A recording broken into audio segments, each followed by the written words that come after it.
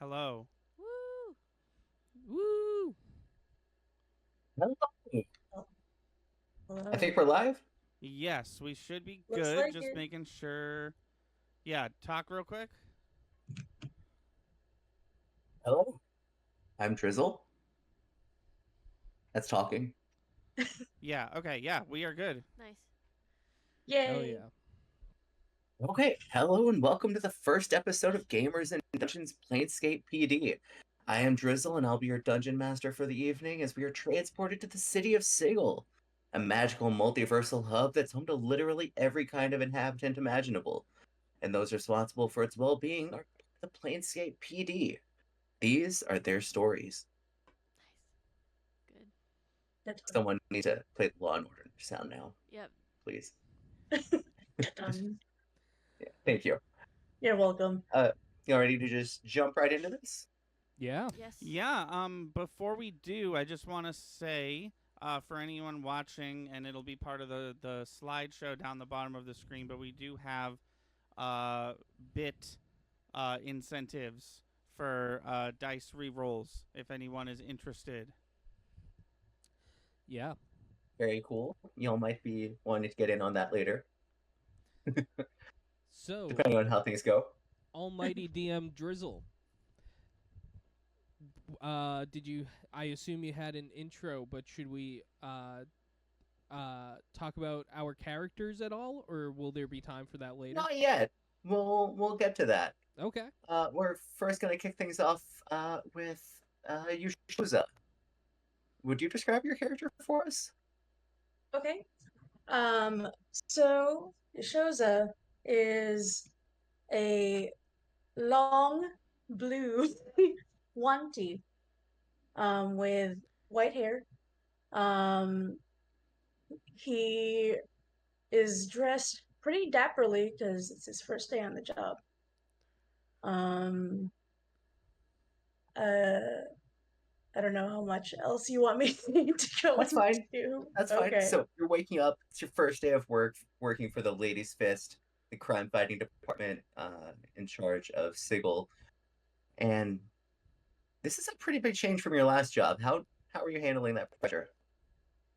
I'm ready for a new start. So as you step out of your apartment into the already bustling streets of the market ward, you're hit by the sweet and savory smells of local food carts. Do you have one near cart that you're regular at? Maybe the creperie or meat on a stick? Drapery, because I don't really do the whole meat thing. Okay. All right, so you stop by the creperie on the way to the train, run into a Hema Stout Gut, get a nice crepe. What's it full of? Strawberries and cream. Strawberries and cream. Okay, we're going a little basic here. I just love me some cream, man. Okay. You make your way through the busy streets, passing all manners of creatures from demons to David to Dwargar. You've lived here a couple years, but some creatures always make your tongue twitch just a little bit. You look up at the clear sky above you and see the Ladies' Ward, your ultimate destination, in the distance. If you could fly, might be able to get there faster. But for now, the fastest way to work is through the Underrail, the city's public transit that was created a couple years back as part of the city's reconstruction efforts. Okay. The train's pretty, you're used to it at this point. It's just the standard way of getting around. Uh, as you disembark, you're suddenly struck by just how fancy the ladies' ward is. It houses Sigil's elite. You can tell by some of the outfits the people are wearing that the people are wearing here are worth more money than you've had in your entire life. There are dragon scales woven into spectral spider silks, suits woven from adamantine thread, furs from completely unrecognizable creatures. And you're approaching the Circle of Justice, the place where the Ladies' Fist headquarters is located. Okay. It's probably the most austere section of the Ladies' Ward. There's the imposing high courts on your left, and the brutal, in the architecture sense, Ladies' Fist headquarters on your right. And right in the middle is a sprawling mosaic of the Lady of Pain, the ruler of Sigil, dotted with anchor points for the floating infinite prison above. Hey, is that Yashoza? It's me, Captain Tad. Captain Tad. Yeah, we did your interview. I'm here to show you around for your first day of work. Oh, of course. My apologies. Yeah, so you making it here okay? Make sure to get breakfast. Yeah, got me a crepe. He quickly stuffs what he was going to give you for breakfast into his pockets, which is just a stick full of meat. Nice. Good. Captain Tad is a tan, slightly chubby man with blonde hair and golden scales just dotting his body, wearing somewhat casual clothes. It looks like a business suit if business suits were more casual. Kind of a t-shirt looking thing under a blazer. Hmm. It looks like he'd fit at home in like Miami Vice in the 1980s. Am I overdressed? Not at all. It's first day. Gotta make good impressions. Let's go ahead and head on into the HQ. Wait, so you that enter that it. voice belongs to a dragonborn? No, a dragon. Oh, Oh, Nice. just a okay. I see. This is straight up dragon that Captain Tattle tracks, if you want his full name, is a dragon who takes on the form of a human. Oh. oh shit! Oh, okay, all right. Oh, I can't wait Yeah. to hear his dragon voice. I hope it's unchanged from his human voice. Yeah, he leads you through the bustling headquarters entrance. There's tons of officers booking criminals, talking to lawyers, working on mountains of paperwork.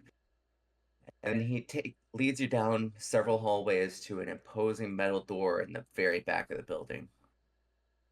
This is where your team works. Everyone here should be here already, so let's get you introduced.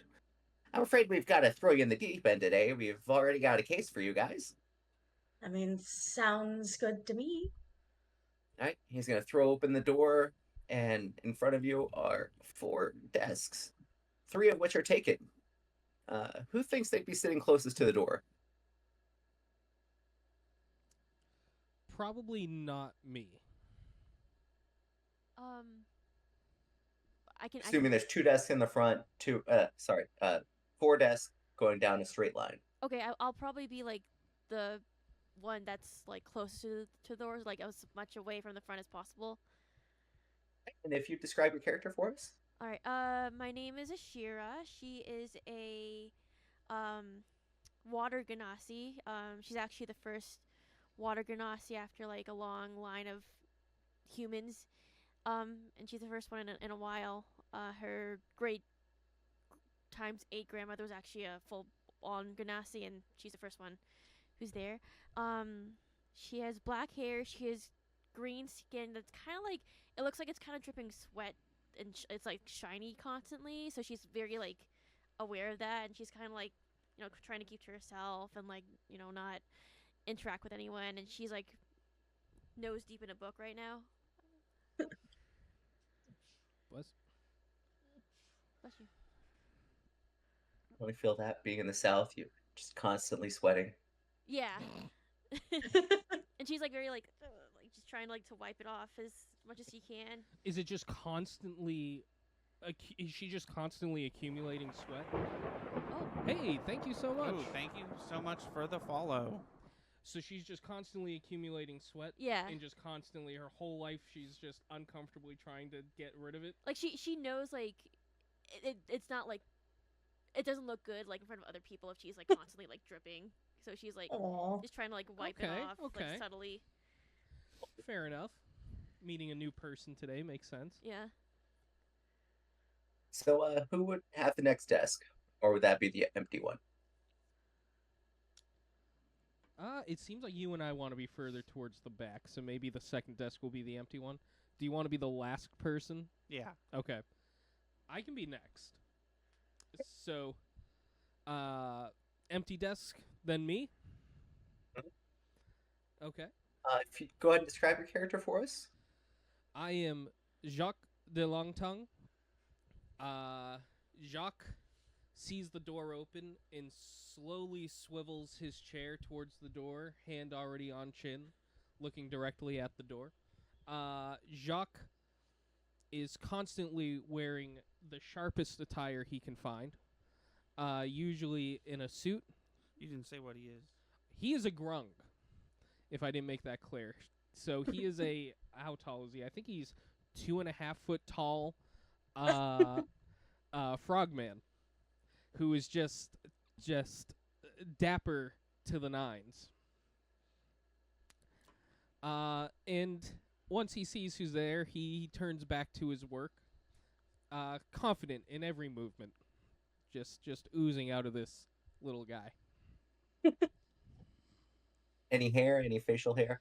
Oh no, he is a Okay. slick. Oh, he's also worth mentioning. He's blue with purple dots. You know how Cool. some frogs can have like. He's mainly blue, lot of purple splotches, we'll say, all over his body, with big black eyes. Awesome. And then that leaves the last party member. Yes, my character's name is Detective Kenichi Masuda, but everyone calls me Ken. So Mason told me I could be from any plane or any multiverse ever in the history of multiverses. So I chose Earth. I am a human from Earth, specifically Earth 1972. That's not the number of Earth. That's that's the the year. it is on normal ass Earth. I'm multi-classing barbarian fighter, kind of a no nonsense cop. Been doing this for almost 25 years. Keeps to himself. Probably currently it's the morning time. You said it's like breakfast time. Yeah. Yeah. So he's definitely like a full coffee and 2 cigarettes in already. And yeah, he's from New York, and he went through detective school there, found a portal here. Detective work was basically, the skills carried over. So now he works for the Lady's Fist happily. Awesome. So Captain Tat is just like, okay, team, this is your show's up. I know we can't replace Detective Stiebler, but give enough time, I'm sure he'll prove his worth. Make sure to get to know each other. This can be a hard bunch to get to know. He shows up, but maybe show him some of those foams you like to make. I know you Foams, like you your say? foam. Anyone a fan of whipped cream? Jacques gonna raise his hand. Well, what would you like it to taste like? Whipped cream. Hey, I mean, we can go basic. So I whip out my whipped cream canister, and you have a what can I put it on? You have a plate somewhere? He's just gonna put his gloved finger out. Okay, I squeeze a little bit onto your finger. He's actually not gonna move his hand. His tongue is just gonna dart out to the whipped cream and dart back. He's gonna say, "Oh, yeah." Oh, I was gonna say I just fancily like push it around my finger and put it back into my Love it. holster. Yes. So I can see what you're Yes. going for. Out of game, I can see what you're going for. I don't think he's going to assume there's different flavors this thing can make yet. I think he's half paying attention to you, half paying attention to his work. You asked if anybody wanted whipped cream, and he said yes. Okay. Well, what do you think? It definitely tastes like whipped cream. I'm going to do a horrendous French accent as much as I can when directly asked to speak like that. him. Maybe Any other takers? Maybe just wherever he comes from, French accent, bad French accent is how people talk. Who knows? I hail from But the pond of Lilyshire. I don't know what this French is. This French. yeah, unfortunately, we are gonna have to throw your shows into the deep end on this one. I've got a case for all of you. Over the past couple weeks, there's been reportings of dust storms in the Hive Ward, and well, for a while we discounted that. You know how the Hive Ward is; it's not really a clean place to begin with.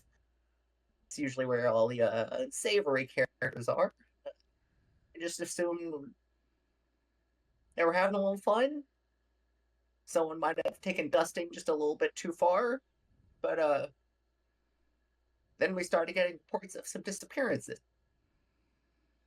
And then last night, there was another dust storm in the lower ward. And now there's a young boy who's gone missing.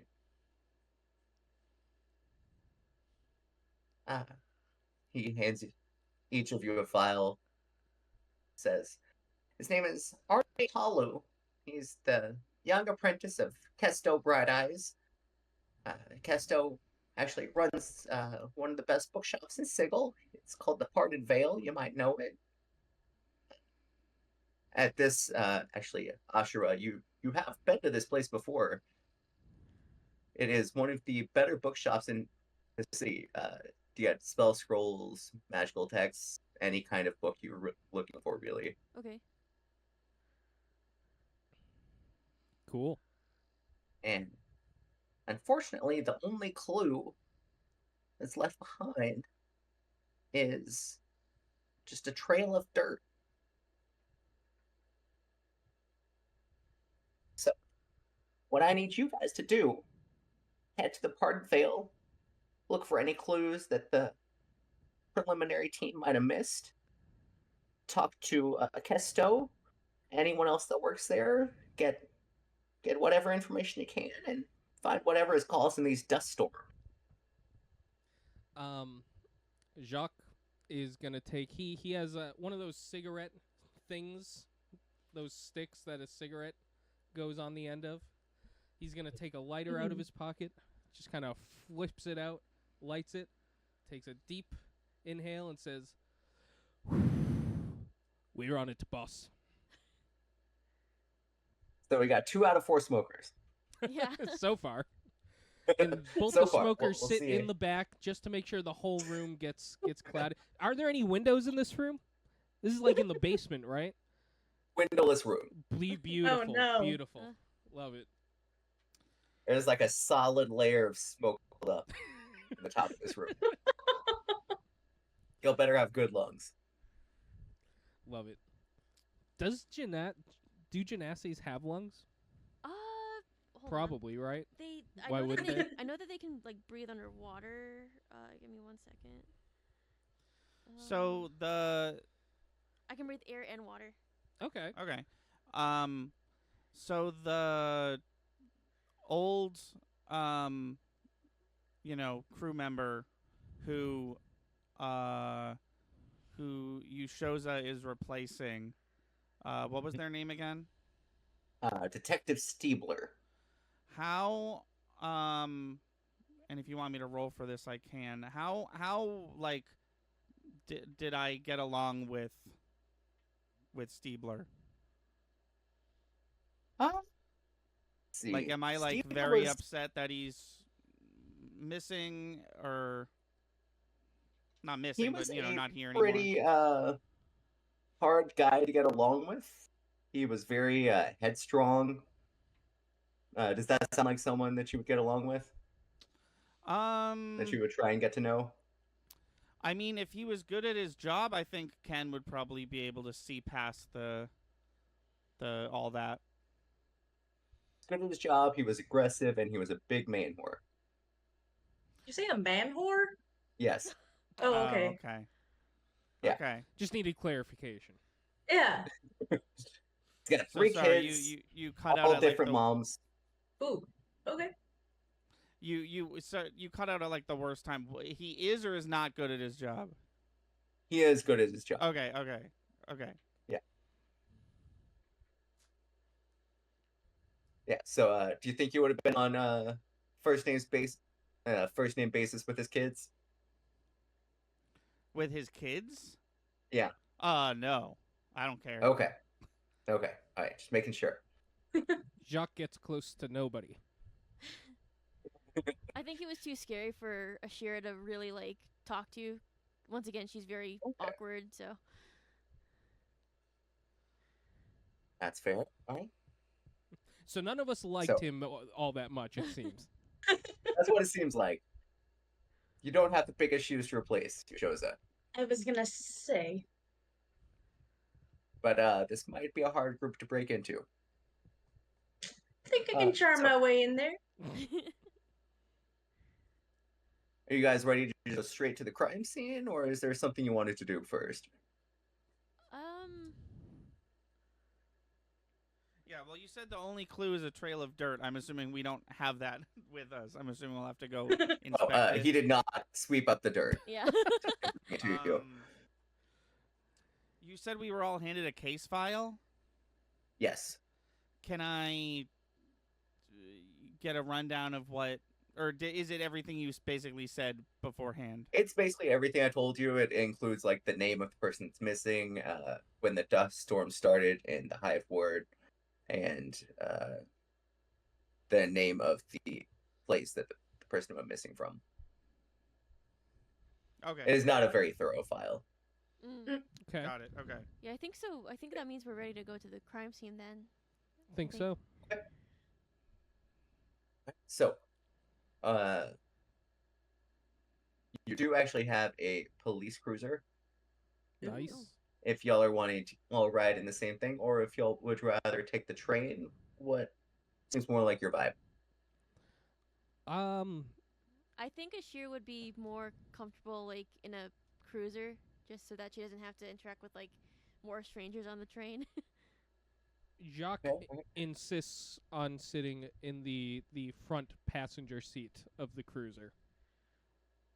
Okay, so a fun fact about the cruiser, it is a carriage drawn by horses, Oh.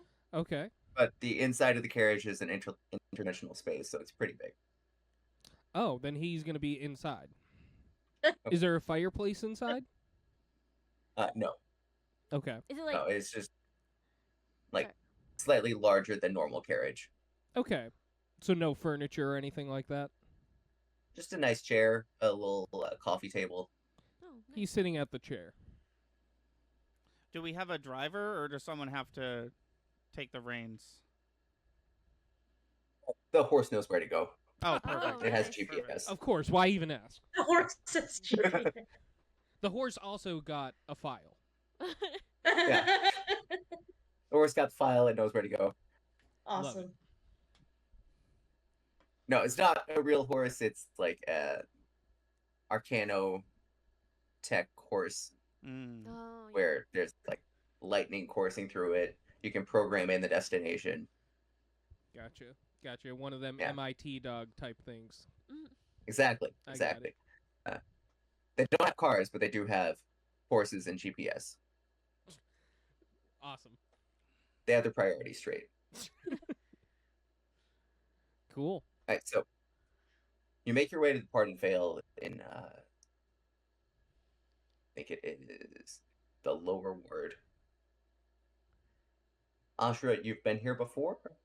You know what to expect. So don't be surprised when you meet the owner. Yep. You approach the door, and a smiling face appears on the door itself that just says, "Hello, travelers. You're all looking dapper today. Would you like to come inside?" I kind of like just kind of timidly step forward. I'm like, yes, please. We would like to talk to Mr.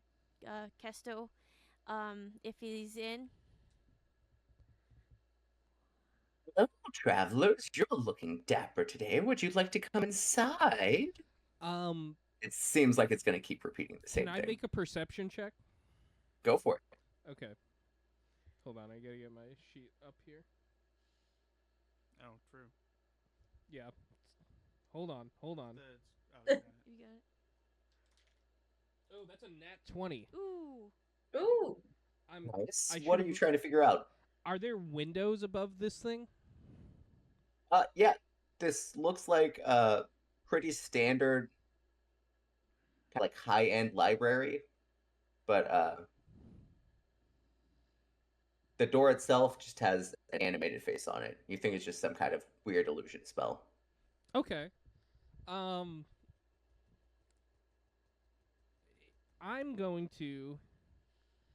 going to try and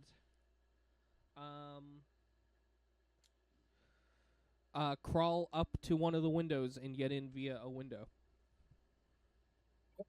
If you would give me it's your choice, athletics or acrobatics. Wait, I'm brand how high new. is the window? The lowest one is probably about 15 feet up. Sir, Okay. can you jump? I I do not need to jump. I can stick to the wall. My apologies. I'm going to make. You said athletics or acrobatics? Yeah. I'm gonna make an acrobatics. Do you have a climbing speed? That's a fantastic question. Where would that be? Let me see real quick. I got a 22, by the way. Okay, yeah, you can make it up there easily. There's a speed and defenses tab. Not seeing a climbing speed, just normal walking speed, it looks like. Oh, that's what you're asking. I see. Yeah, just trying to see the speed. You have my stats up, Mason? Yeah. Climbing 25. 25. Walking 25. Yeah, 25 climbing. Oh, you're right. Yeah, so you can make it up, no problem. Didn't need to roll even. I try to open the window. Okay, it looks like this particular window isn't made to open. It also looks like it just still is exiting onto the first floor. But if you want to go up higher, you might be able to get to the second floor.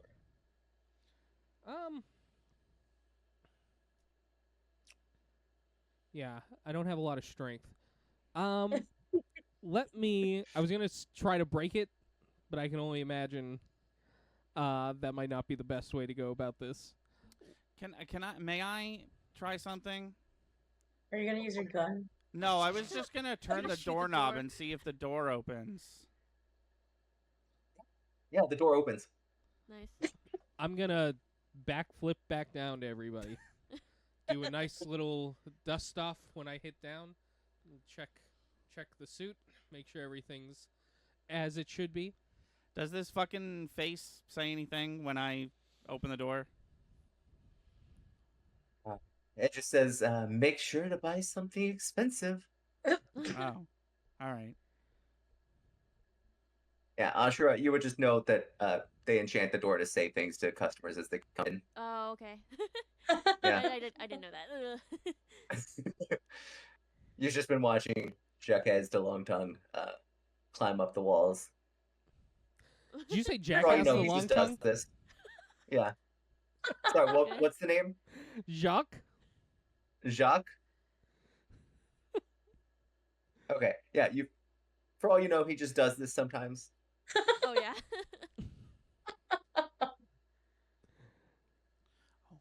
Yeah, if you want to go inside, are you just opening the door or are you going I'm inside? just gonna. Yeah. I'm just gonna open the door and walk in. I follow behind Okay. Ken. Do I know what Kesto looks like? Will I recognize him on site? He was described as a slightly older gnomish man. Could I do a check to see if I see that person in here? So when you enter, you are initially greeted by a Bodok. Does anyone here know what a Bodok is? Not me. No. Mm-mm.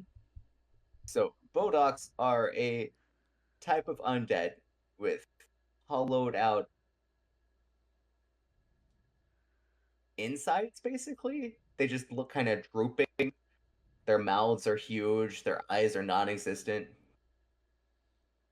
And Lovely. they are usually not known for being the friendliest people. But Audra, you know, this one just generally wants to help customers. Very great at finding any books that you might need in the store. Do I know this? And his name is Sir Cleve. Say it again. His name is Sir Cleve. Okay. Do I know Sir Cleve? Yeah, you've talked to him a few times. Okay. Can I walk up to him and be like, "It's me, Sir Cleve. You probably know me. Is Kesto around?" Yeah. You're saying your name is Ashura? Is that right? Yeah, that's it. I'm not sure. Yeah, I come here pretty often. Yeah, Kesto's here. He's just been he and I have been up all night. There was a break-in, you see. Oh. A break-in last night, and it has not been a good morning. It's not been a good morning at all. Did they take anything?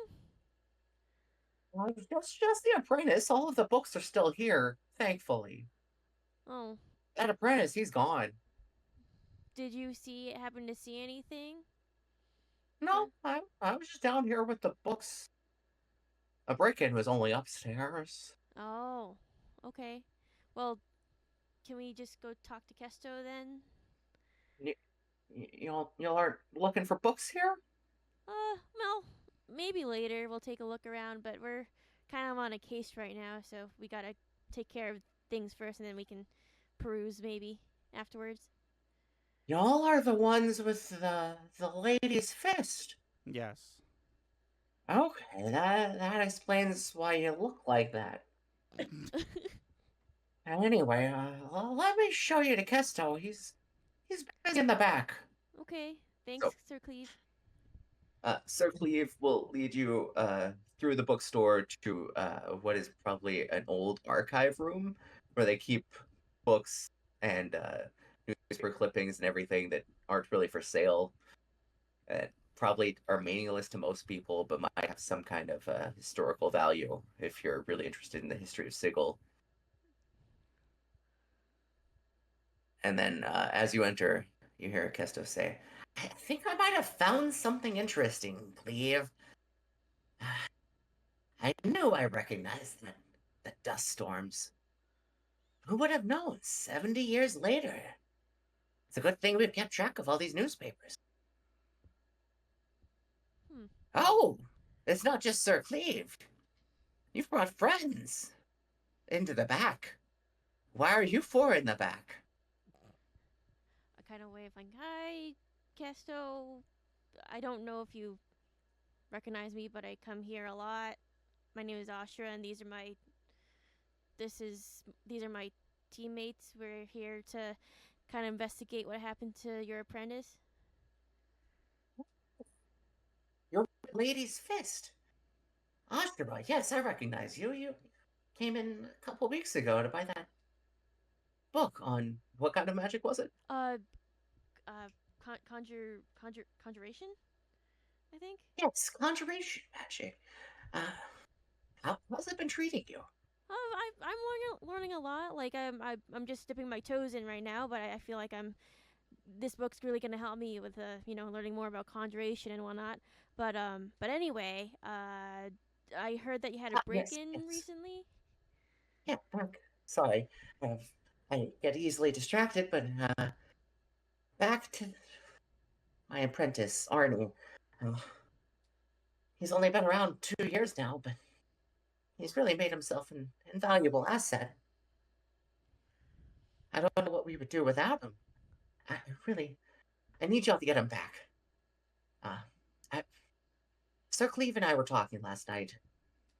We thought you remembered something about dust storms coming up years ago, back in the Sigil Gazette.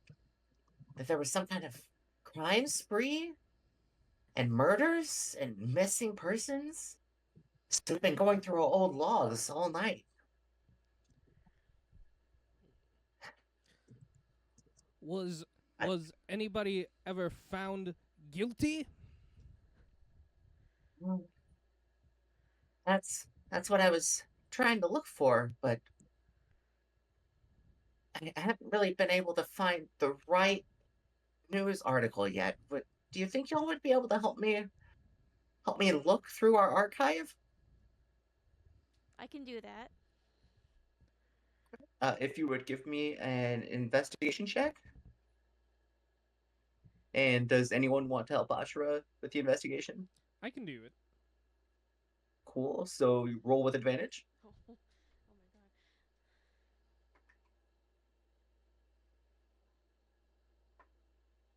my god. Nice. So I have a +6 on investigation, and I just got a 19, so that's 25. Oh, geez. Okay, that is very nice.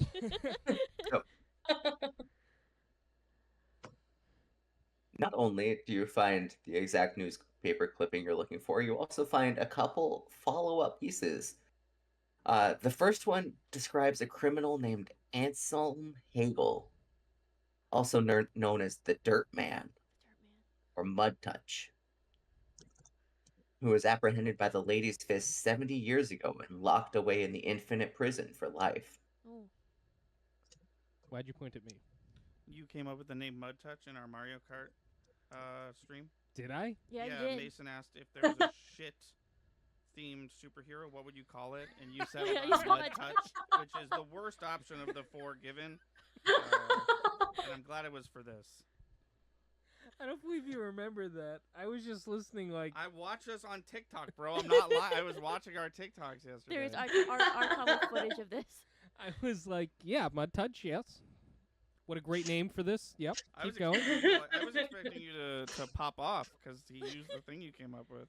I mean, you know, he knows who comes up with the best names. So this is a serial killer, you said?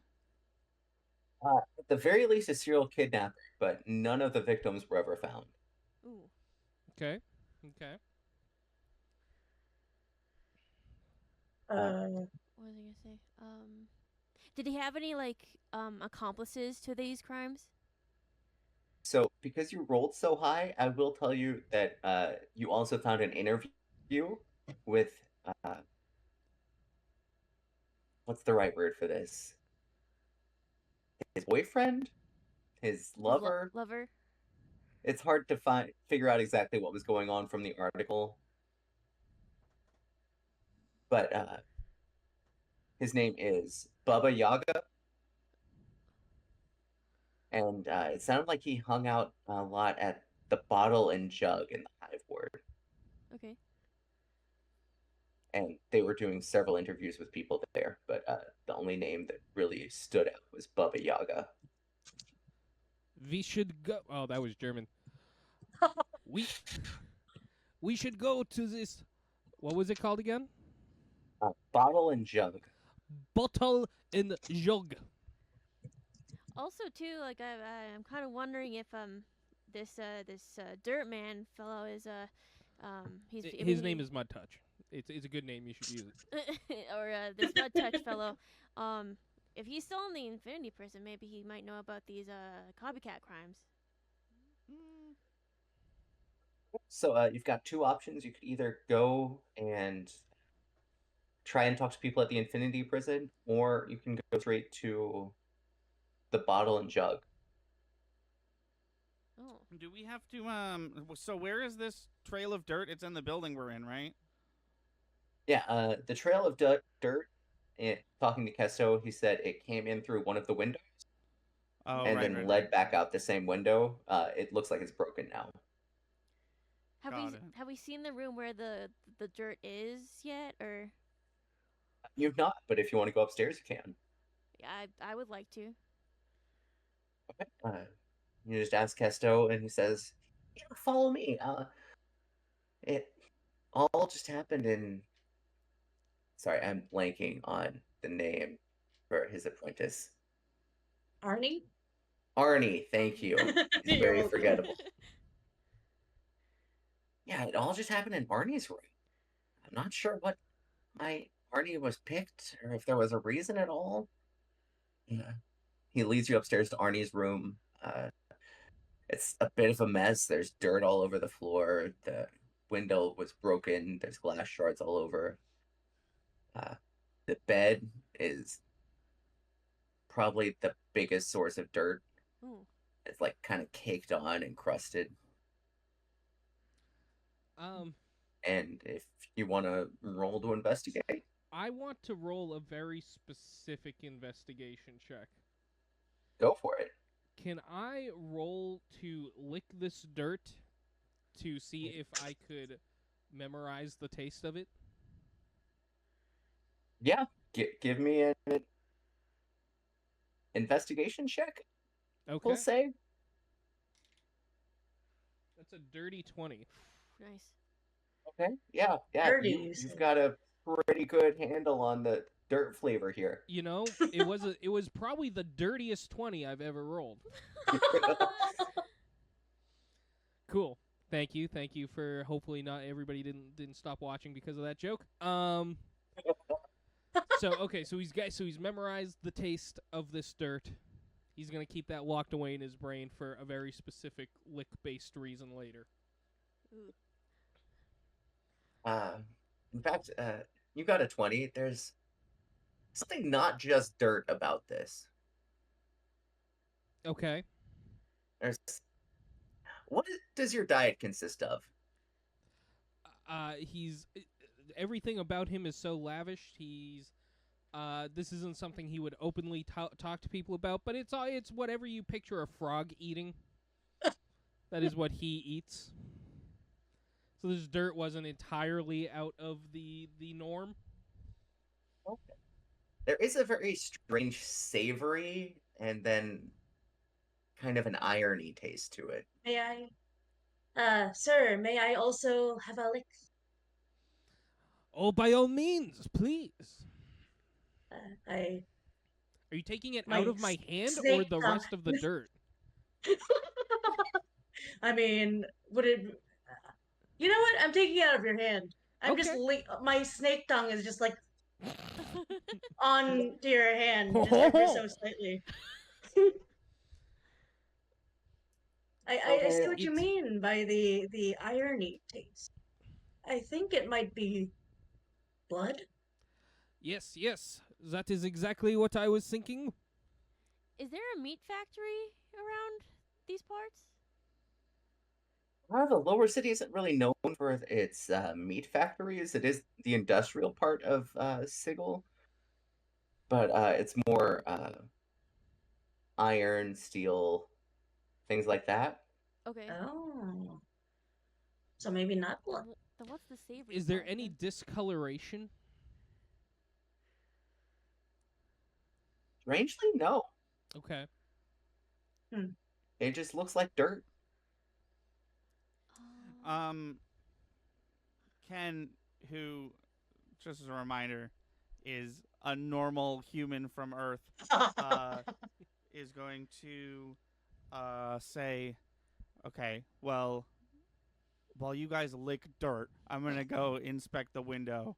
And then he turns to Casto and he says, is it okay if I smoke in here? I think Arnie does, so it should be fine. Oh.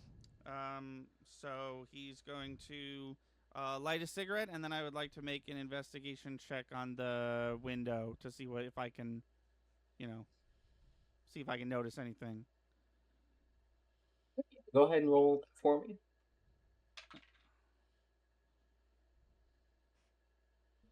That is a 20 on the die. He had to Wow. double check with me.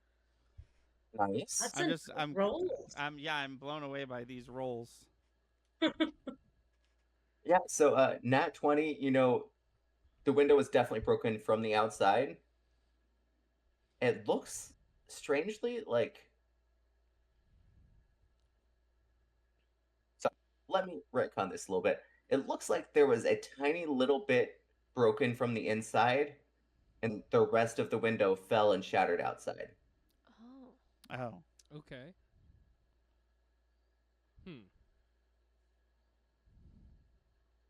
And Like you see just a single tiny shard of glass on the ground in the room, Well, in and then the rest would have fallen outside. oh, interesting. maybe I don't know. And I'm as a detective, I'm always looking to not have an iRobot situation. Can I just look outside the window, make sure this wasn't a suicide? Yeah, no bodies on the ground, Okay. no blood. Don't pay attention to the fact that iRobot won't come out for another like 36 years. Oh, I was like, oh, this is a interdimensional city that we're living in. Yeah, but you see, where I'm from, it's old. It's just me, my gun, and old Ronnie Reagan. I don't think he was president in '75. No, not Reagan. Nixon. Nixon. That guy. Carter? Nixon. I checked. Oh, okay. I just confuse Reagan and Nixon sometimes. Can I turn to Castro and say, like, did you hear anything the night of the break-in? Like, were there any screams or, did you see anything weird? There were no screams at all. What really woke me up was just it sounded like the whole window just kind of fell out and crashed to the ground at once. Oh. Okay. Do you know if Arnie had any enemies or people out to get him? Arnie pretty much just stayed here. I can't think of anyone that really would have disliked Arnie. What is Kesto, by the way? Like, what kind of creature is he? He's a gnome. Oh, that's right. Do we know what Arnie was? He was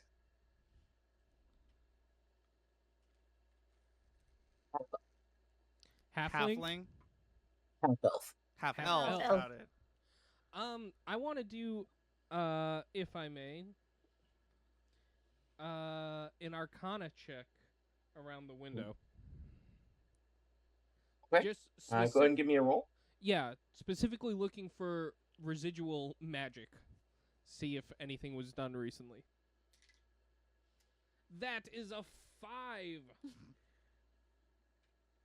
A little different than all the 20s I've been rolling.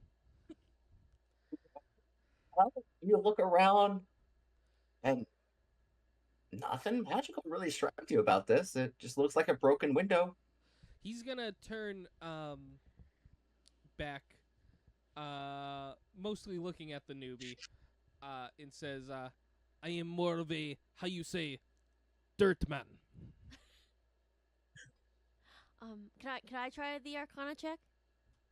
Go for it. Okay.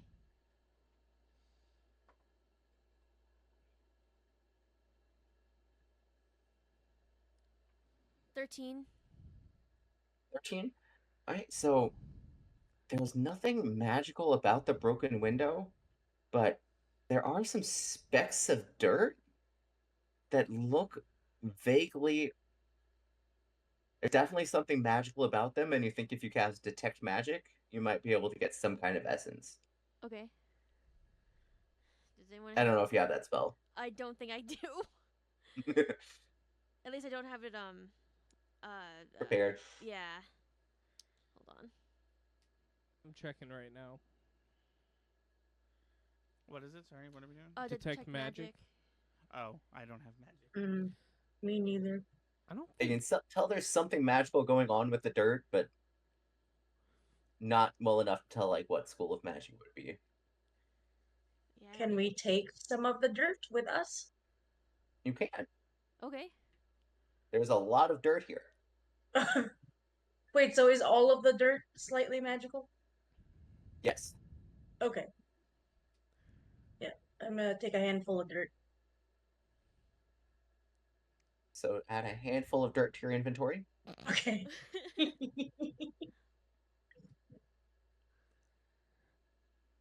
I think I'm good with the dirt. I think I got... I've got it up here. Never know when you need some pocket dirt. That's true.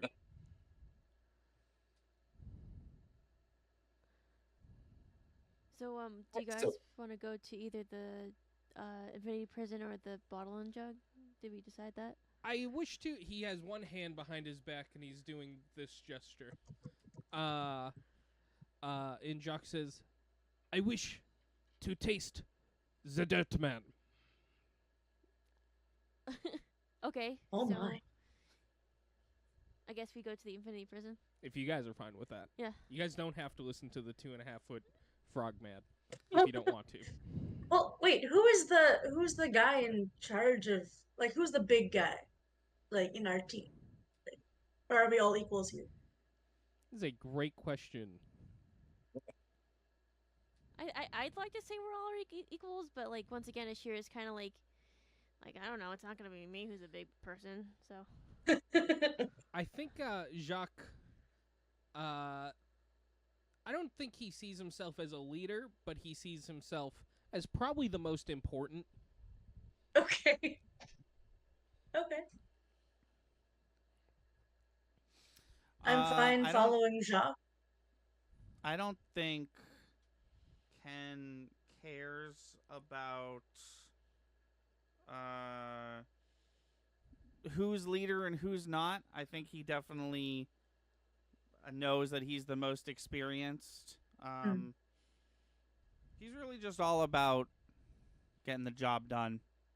So, There. you know. Hey, so infinite prison it is. Yep. You get back on your horse and carriage and drive back to HQ because the entrance is right there. Cool. So, the infinite prison does not have a physical entrance. It is chained to the ladies' ward through massive, massive iron chains. And in order to get entrance, you will have to either talk to your captain, or you might be able to talk to his boss if she's available. I mean, she's probably not available. Knowing what I know about this character, yeah. Why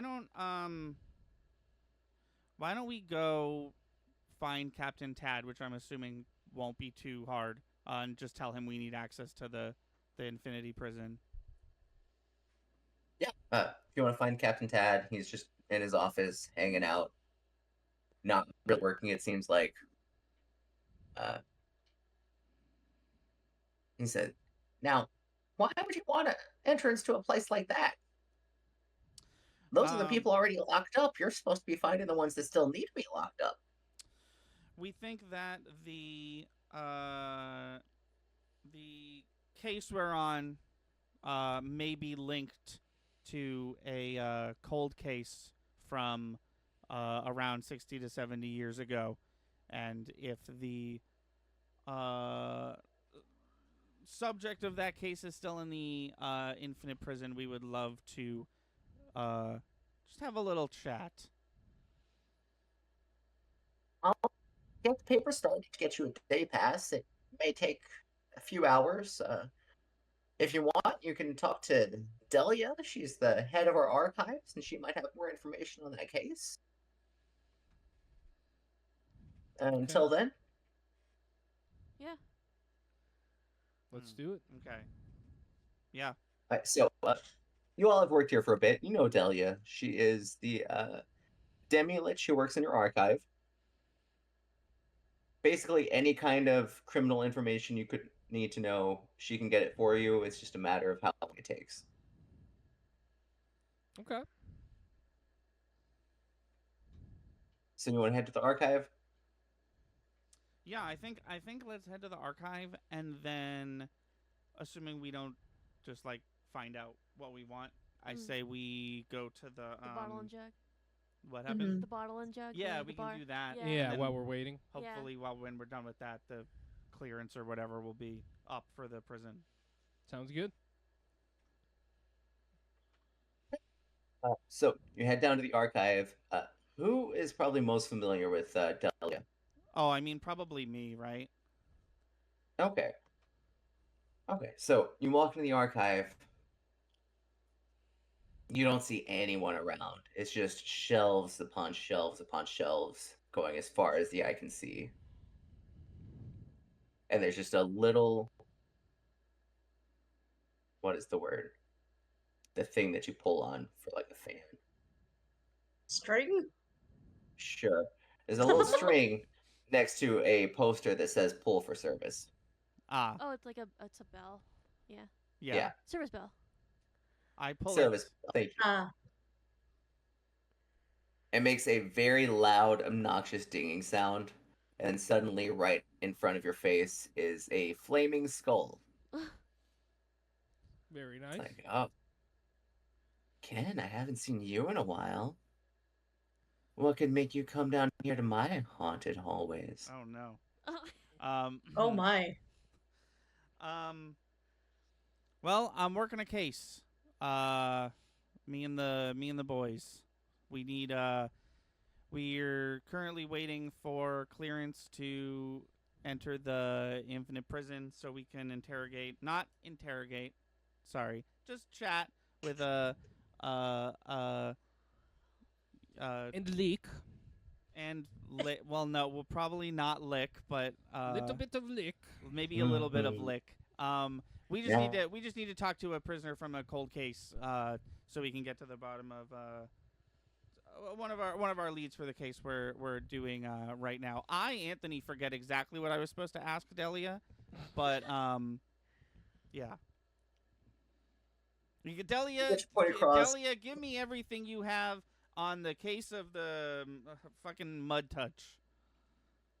I forgot his name was Mud Touch. Mud touch, mud touch. Are we talking about the kidnapper or the wrestler? The kidnapper, preferably. Okay, okay. It looks somehow this skull looks like it's thinking, despite having no facial muscles. And she just floats there for a minute before looking back to you and saying, okay, I think I remember that case. And then flying off rapidly down rows of case files.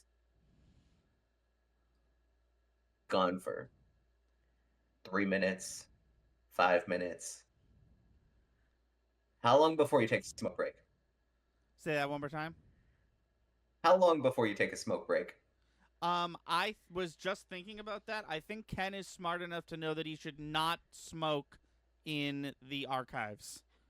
Well, she's already That's on fair. fire. Oh, yeah, she is. Great point. I assume that was magical. Oh. And my cigarettes are just a lighter.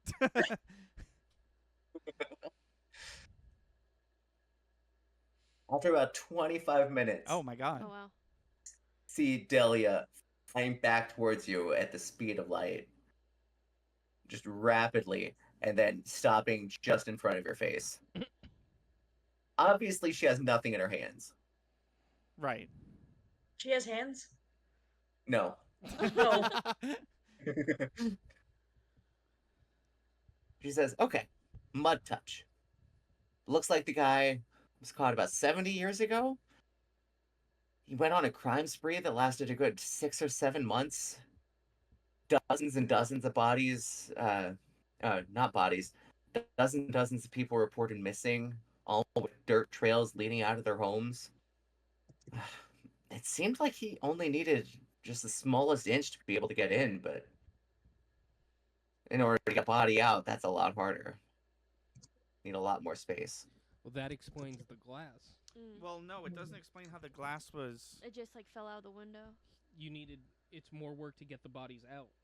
Oh, he probably like pushed it out. Oh, so you think he turned into dirt and came in through a tiny little hole? Yeah. Yep. And then just Mm. smashed and grabbed? Yeah. Well, grabbed and then smashed in this case. Yeah. Interesting. Were there a bunch of dust storms also reported during that time? At least one per body. Okay, that's a lot of dust One- storms okay, then. yeah. Yeah. None of his victims were ever found. far as we know, the dust storm is usually led back to the hive ward, but we can't give you a definite location. Is this Mud Touch still in the prison?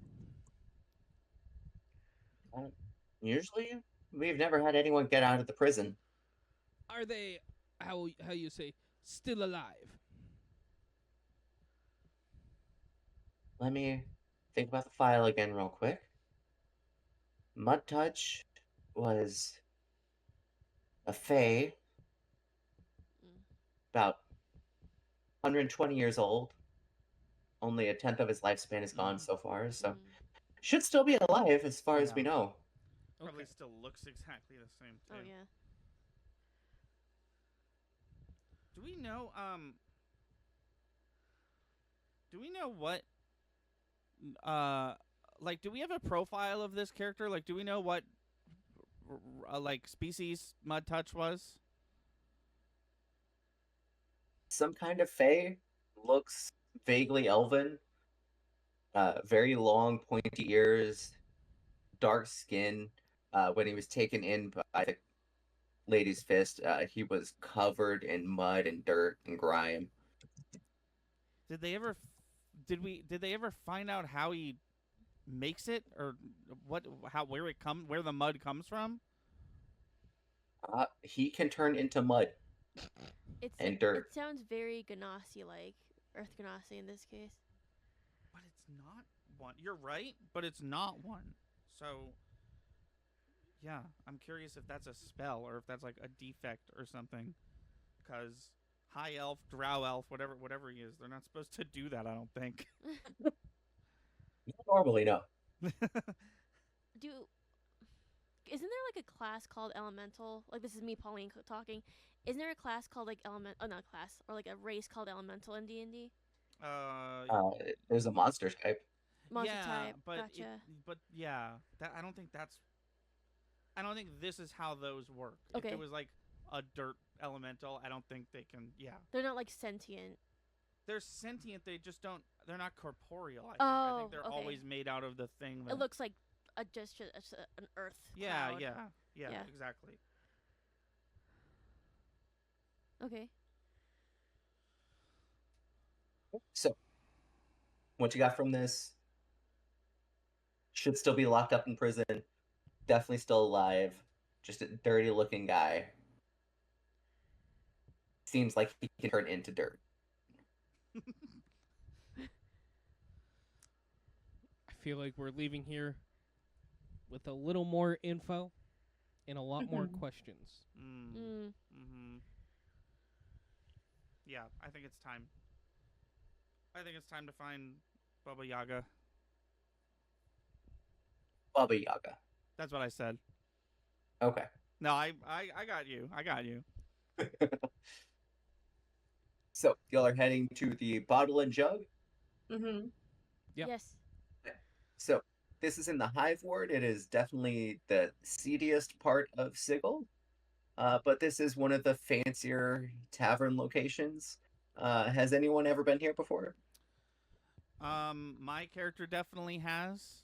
I kind of wanted to like set up this rapport where like a lot of places like the one we're about to enter will probably know who I am from my many, years working here. Okay. And I think that everyone who knows me knows that I just like to go by Ken and not like Detective Sir or whatever. But I think at least my character would have spent some time here for sure. Probably. So probably. what you know? So I was just gonna say probably what- not off the job, probably just on the job. Gotcha. What you know about the bottle and jug is that there is a vaguely illegal fight ring going on here. There is a portal to a demiplane run by a pit fiend named Urano. And this attracts a lot of more violent customers. So you've definitely met some people that you've taken into custody here. Oh, okay. Okay. Can I if you want me to roll for this, I will. Can I get more info on how the Infinity Prison works? Yeah, if you'd give me a history check.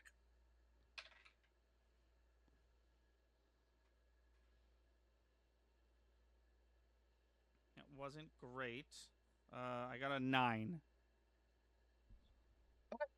You'd have some basic knowledge. The Infinite Prison is very difficult to get out of. It is a floating prison manned by eldritch cannons that point inward, and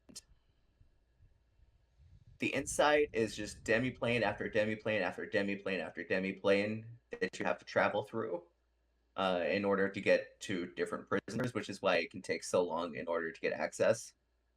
Generally, people get locked up in there and then they never see the light of day again.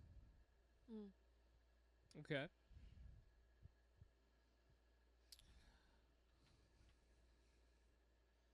Horrifying. So is the Infinity Prison like the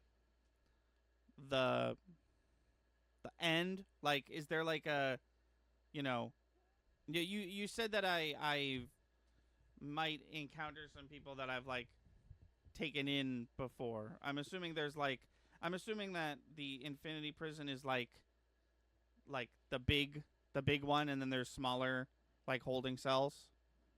Yeah, there are definitely smaller holding cells. They're actually underground at the Ladies Fist HQ.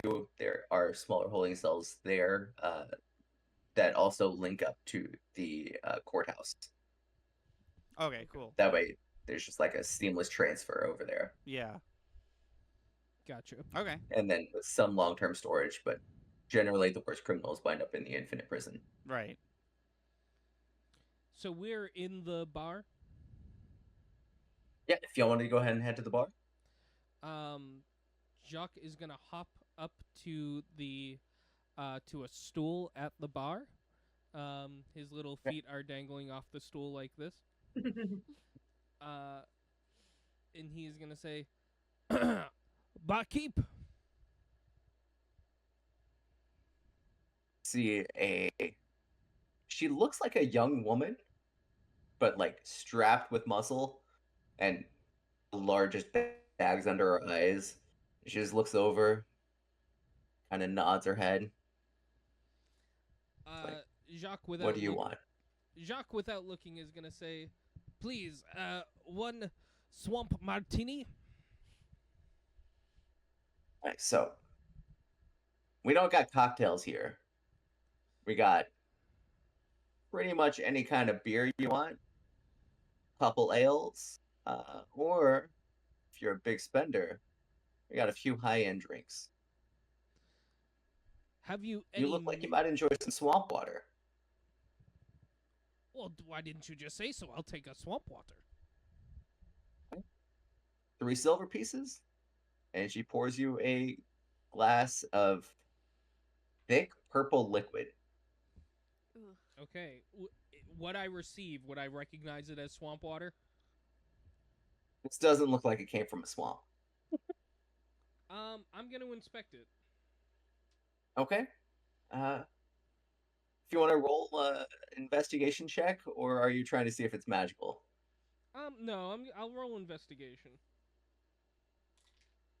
That's a nat 20. Nice. Okay. It is very viscous. You feel like you could turn the shot glass upside down and it would not fall out very quickly. It has the smell of grapes, but not quite grapes. And then also just a faint stench of BO. Very politely, Jacques is gonna try and get her attention one more. Please, miss, excuse me. Yeah. This is not what I ordered. That's our swamp water. Brewed locally, actually. You see, I come from, how you say, one of the best swamps in the world. This is a joke. I will not be paying for it, but thank you very much. Uh, okay. Bubba, someone doesn't like your water. Oh, Oh. God. Oh no. And you hear a chair just slide across the room behind you. And then some very heavy footsteps trotting up to you. And then this like 9-foot tall hulking man bends over, kind of like doing a bend, like he would try and touch your toes so that he can look you straight in the eyes, just upside down. I'm gonna stand on the bar stool just so he doesn't have to lean over as much. Okay. It's like, I hear you don't like my water very much. That is not swamp water. If you wish, Oh, it's not. after hours, I will come here. I will teach you how to make a proper swamp water, but this is not that. This is the finest alcohol you can get in Sigil. Now, I understand if alcohol isn't your thing, but this is my swamp water. And I need you to know it is worth the price. And you just tell your friends it's worth it. If y'all would just all try my swamp water, I'll buy you around. You'll want more, I promise. I didn't detect any poisons or anything, or I did get a 20. No poisons. Okay. No poisons at all. Okay. Like, if it's safe This to drink. point, I feel like at this point, I would slither my way in and put my arm around Mr. Detective Longtongue right now and be like, he doesn't know what he's talking about. I believe you, Mr. Baba Yaga. Like, give me a taste of your lovely swamp water. So I pick up the glass and I take a sip. Okay. Give me just a Constitution saving throw, just cause. Oh no. Just for funsies. Just Yeah. for funsies. Okay. Just seems like a good time of day for one of those. 17. Okay, it does not go down easy. Ooh. This is thick. It is sludgy. It feels more like you're trying to swallow pudding. Hey, I'm okay with it. I'm okay with it. And then- I would also like to try the swamp water. Okay. Yeah, Bubba said they'd buy rounds for everyone. Okay. If everyone wants to give me a Constitution saving throw, just cause. I'm assuming not Chris. I'm gonna wait for everybody to try it. Yeah, everyone that tries it. Because I'm assuming I made it look like it went down just fine. I got a 14. 14. I got an 8. Okay. Since you got under a 15, you do start giggling uncontrollably. Start what? Say that again. Giggling uncontrollably for a few seconds. Giggling uncontrollably. Interesting, but not Jacques. Not Jacques, because he didn't drink any swamp water. Oh, I see. And then you also, if you're looking at each other, you see these purple warts pop up on your faces. And you think it might just be your imagination because they start to go away as soon as they come up, but then they start coming back and then fading away again. Can I see the warts? You do, yeah. I'm gonna. Am I still fine?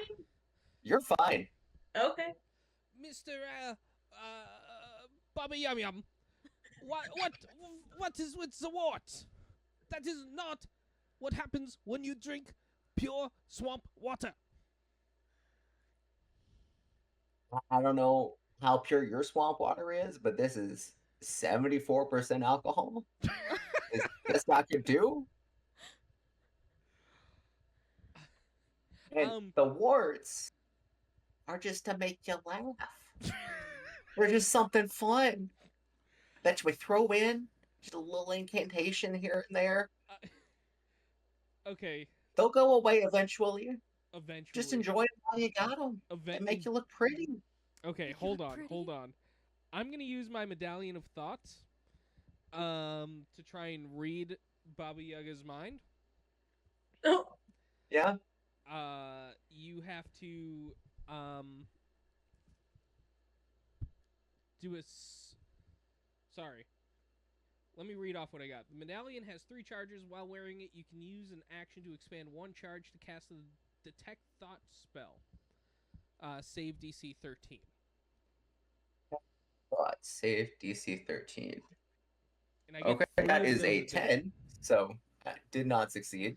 So I'm reading his thoughts. What is he thinking? All right, so surface thoughts. Baba Yaga is real worried that you're going to want to buy more swamp water after this. Oh. Deeper thoughts? Deeper thoughts.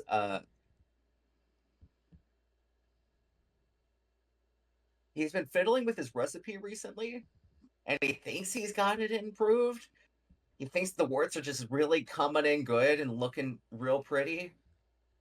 But he is a little self-conscious that they aren't strong enough. Okay, realizing that there's no malicious intent, Jacques isn't looking to insult the man, so he is gonna try a sip, as a show of good faith. Hold on, it's a con saving throw. Yeah, Okay. Bubba is watching you so eagerly. 14. 14, you got under a 15, so you just start giggling a little bit. You start getting the warts. He chokes it down. Also, the warts match his skin tone, so they're just lumps. True.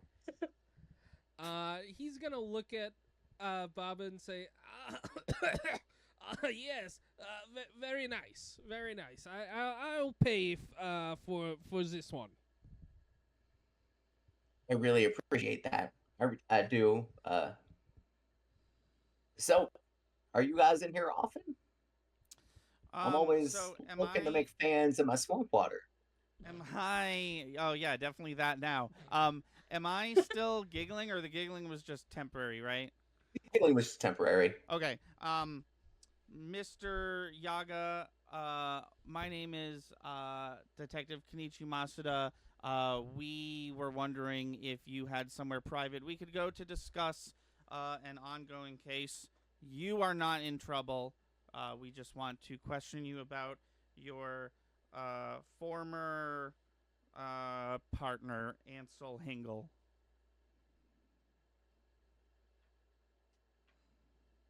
Bubba looks very downtrodden at the mention of Ansel.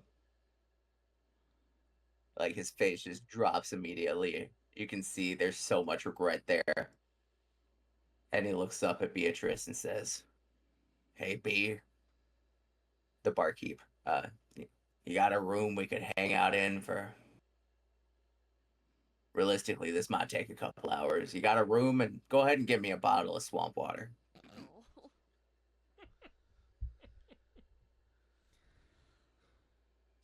B just holds up a bottle, slides it down the bar, points to one of the back rooms. And you follow Bubba to a back room, the bottle of swamp water. Okay. And you have some privacy, a table, some chairs. That's about it. Pretty sparse room. Fair enough. You get in there, he says, "What's Anselm done now?" Nothing. I swear I don't know anything about those crimes from years ago. He's done nothing, hopefully, as of late. But we did encounter something unusual, and I think I'm just going to explain to him the crime scene at at the bookstore. Explain how it matches the MO of the mud touch kidnappings from quite a while ago, and yeah, I guess before questioning starts, I think I just want to give Baba Yaga all the info I have, and then see how he reacts. Bubba just takes it all in, nodding quietly, looking more and more morose as you describe what's going on, before looking up and says, "That sounds like Mud Touch. I don't know what to say. The last time I heard, he was locked up in the Infinite Prison." That's what we heard as well. It wasn't always like this. He was just a guy that liked dirt. Could you please expound on that a bit? He just had a thing for soil, talking about all its scientific properties, uh, the pH levels, the acidity, the texture, the density, what kind of worms could be found in it, what flowers could grow in it, Can I ask you how it would decompose different types of bodies. Oh, Oh, If I may. You see, Yeah. Mr. Baba, I am, as you can see, a frog. I am almost one with the dirt. This sounds like an obsession. More of a fixation, but it did get worse over time. He started No. talking about needing to feed his dirt. Doesn't sound like an obsession. It sounds like an addiction. Yes, 'Cause yes. He didn't start off like that. I swear, he was just a normal guy when we started dating. Oh, we My knew that. dating We life had that. hasn't been so great since then, so Yeah, we maybe knew I that there just was really some know sort how to of pick 'em. romantic connection. Sorry, you said your life hasn't been good since then? I mean, after dating a possible serial killer, uh, it's a little hard to find more people to date you. I see. And the ones that do aren't really the nicest. Have you considered maybe working on your swamp water recipe? That might help bring in more classy people to your life. This is the best it's ever been. Like, I've never been able to give someone more warts than I can right now. oh, What? Oh my god. What? Why is that part of it? Yeah. What? What is the goal for you in the swamp water? You think it's about the warts? I don't understand the warts. Yeah, we I can get just back. We think- can get back to that. We can get back to the investigation in a second. Honestly, if I can be honest about the swamp water, it's the taste is my main problem. The warts I could take or leave. So maybe if there's improvement to be done, it's on the taste, my guy. How do you think it should taste? Better, more good. Is there any paper or writing utensils in the room? There are not. Okay, would I have Are you any wanting on to me? take notes? Would I have any on me? Do you think you would? Yeah, as a detective, I mean, as a- probably. yeah. Yeah. I have a. Let me see right here. I have a book. Oh, I have one sheet of parchment. I have an ink pen and a 1 ounce bottle of ink. Well, there we Okay, go. I'm gonna take the ink and the ink pen, please. I'm gonna open my notebook. I'm gonna scribble down something and hand it to Baba Yaga. And Jacques is going to say, "This is my grandpapa's swamp water recipe. Please use this in your establishment." I can't believe he has a recipe. You don't just bend over and drink out of the. Okay. if I may get things back on track here, I Well- have a interesting, possibly personal question. Do you know if Ansel was able to turn into dirt, just like completely and Not fully? originally. Not originally. Not originally. So he can. So he Back can when- turn into dirt. Yeah. Back when I met him, he was just a researcher. He occasionally worked with the Lady's Fist, even. If you'd find bodies buried, he'd try and figure out how old they were. Now that was But- not in his file. That it was Over not. time, it seemed like something changed in him. He started getting these weird hours. Our house got so dirty. It's like he couldn't help tracking it everywhere. Kind of sounds like a transformation spell. Yeah. Yeah, maybe he was cursed. Something like that. Do you know if he had any enemies?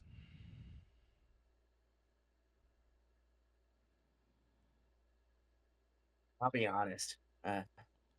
When he started getting kind of distant, this is when the murders started happening, I'm assuming. I just thought he was cheating on me. So I followed him one night. I saw what he did with one of the bodies. It looked like he encased it in this giant ball of dirt. And then it just rolled it through the streets. And I followed him with this giant ball of dirt to this back alley in the Hive Ward. And not the nice part of the Hive Ward. We're talking like the seediest part of this ward that exists. Like, I would not want to be caught there alone in the middle of the night. So I was using some invisibility spells.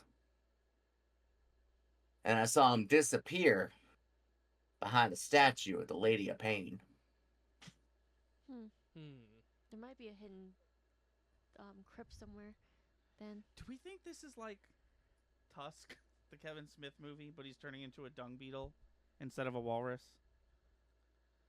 I've never seen that movie. He just slowly turns into a walrus over the course of a movie. it does sound Okay. like dung beetle esque. It sounds dung properties. beetle-esque, but it's not poop. It's It's dirt. dirt. With maybe perhaps blood in it. We're not sure though. Because you'd have to like probably like wet the dirt in order to be able to shape it that well. Unless like you do have Well, unless it's magic or right. whatever, right? Yeah. I think we should. He's got dirt magic. He's got dirt magic. He's got that dirt magic. I guess what I'm saying is that I got dirt magic. I think we should investigate the statue. The statue. Yeah, the Yeah, one the- he the one he disappeared just- behind. yeah. Yeah, because that's back at the Yeah, Headquarters, we're heading right? that way anyways. Isn't that the high ward he said? Yes. Yeah. It's in the Hive Ward, the same ward that you're in right now. Okay. Yeah. So Yeah. So we have to I don't find want out- to just like abruptly cut off, just immediately storm Oh, out. wait, Mr. Baba Yaga. Well, while all this was going on, I was kind of tinkering with your swamp water, and try this. I hand him a glass, and it has some frothy stuff on top, and here you go. So he downs it one gulp. What's it taste like? Little sweeter and less like BO, and then there's some frothy sweet stuff on top. Okay. It's like, I like that, but where's the stench? This guy sucks. Oh, was that This the doesn't part feel that like you? it's gonna put hair on my chest. But that's the trick. If you don't get that harshness, you can drink more of it. How are my warts looking? Oh, they're looking fabulous. The water's still up here. Like, Okay, just Yeah. making sure. yeah. Okay. So you're telling me I can drink more of this so I can get more warts. Absolutely. But I like the way you think. Oh. You got? Do you have a recipe for me too? I'll see if I can synthesize these recipes with my own. No. Jacques is gonna try and take the paper back secretly. Give me a sleight of hand check. Yes, I can do that. Uh, that's a 12. At 12. Unfortunately, Baba Yaga was very excited about this swamp water recipe, and it is still in his hand. So Would you like me to try and get it away from him by complimenting his swamp water? no. Jacques is just gonna do this for a little bit, kind of They rubbing can't his see you. eyes. Yeah. So, Mr. Yaga, all you gotta do, add a little honey, get one of these canisters, or if you would like, a whisk can do, and just whisk it all together until you get a nice foam, and then you get some of that sweetened swamp water. Pour that honey foam on top, and there you go. Are we already making a Gamers and Dungeons cookbook? Is that what I like that. cocktail book already started? Seems like it. We can. Because imagine right now that sounds like a Jello shot, like just a grape Jello shot. It does. Some whipped cream on top. Exactly. Hey, no one said it was whipped cream. True. Well, My canister can like turn anything into a nice foam. Okay. nice. All right. Fair enough. hmm Uh, It was just viscous enough to work. anyways, shall we adjourn to the statue? Before we leave, I do have, before we leave, I would just like to ask Mr. Baba Yaga if there's any relation to, To Baba? what? To Baba? Yeah. He looks at you up and down, says, "What do you think? I Just think look at me." I think probably, yeah. Look at him. This is a very tall hag man. Wearing like a white tank top, some short shorts.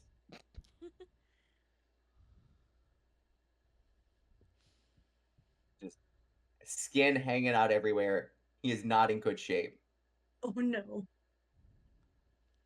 And you can see all of those purple warts.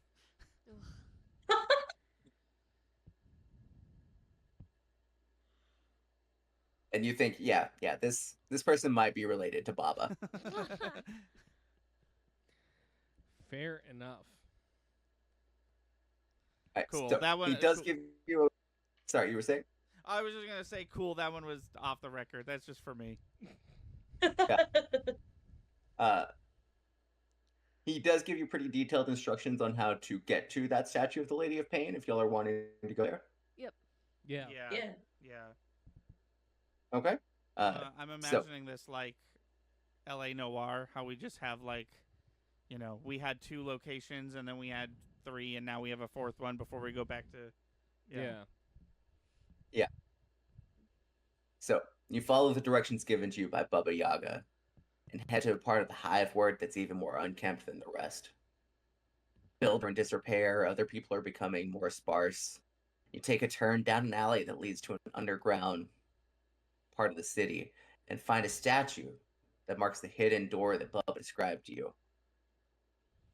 But it's laying on the ground. It's in 2 pieces and looks like the head's come apart. Sorry, so you cut out a bit. So the statue is on the ground? Yeah, the statue is broken on the ground. Just kind of tipped over. It looks like the head broke off.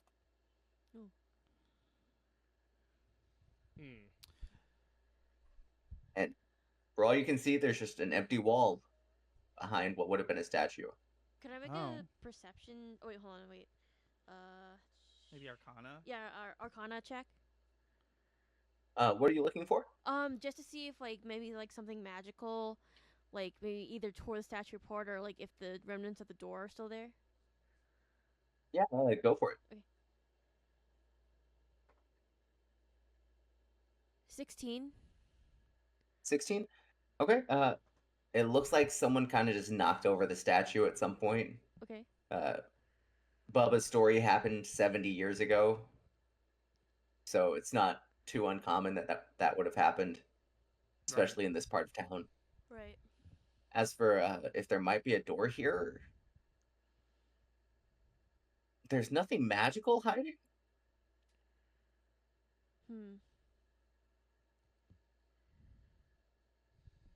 You did perception? I did Arcana. Maybe you can do did. perception. Yeah, I'm going to do a perception check. Go for it.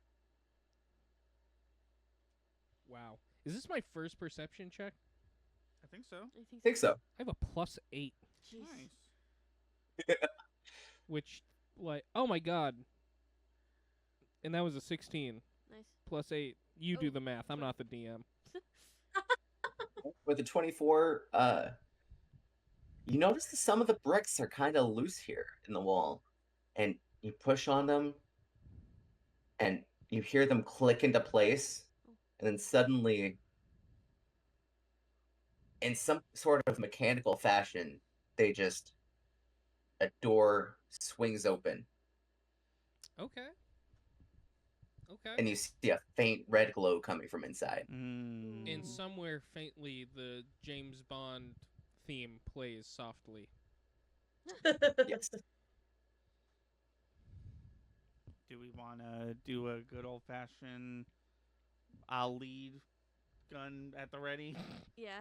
Yeah, I think the guy Slowly. toting a revolver should probably be the one heading in first. Yeah, so I have a question. So this revolver that I have is a gun that shoots bullets. So it's not a magic weapon, so I assume that that once I use the bullets I have to get more somehow.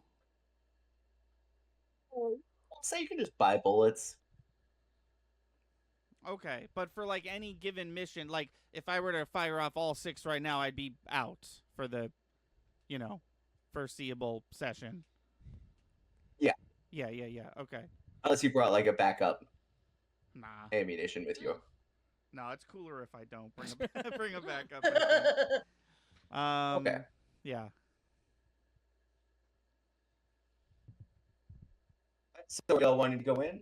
Yep. Yeah. Yeah. I'm gonna lead with my gun at the ready just in case. So you got to go in one at a time. It's not a big doorway. And you enter a room that's 20 feet on each side. It's sparsely lit by red bioluminescent fungi that's growing in the cracks on the walls. The floor is made of stone, but there is a lot of dirt around. And it looks like the north wall opens to a small 10-foot hallway that ends abruptly with a closed stone door. And in the center of this first room is a large diamond shape. Oh. What do you mean by that? It looks like we're gonna assume 20-foot wide, so it's like 4 square by 4 squares. In the middle, like square-ish area, there's a 5-foot by 5-foot diamond, Like Like an actual just jewel? like carved into the floor. Oh, I Just see. the shape. I see. The shape. Yeah. Yeah. Got it. I'm gonna roll to investigate. Specifically, I want to lick the red fungi off the wall to see if I can tell where it comes from. You're gonna die, Oh, no. dude. I You're gonna lick the wrong. He's I- made of poison. am a grung. I am impervious to poison. Yeah, but it's D&D. What if they're chlamydia mushrooms? You don't Ugh. fucking know. I lick. Okay, give me a Constitution saving throw. Oh.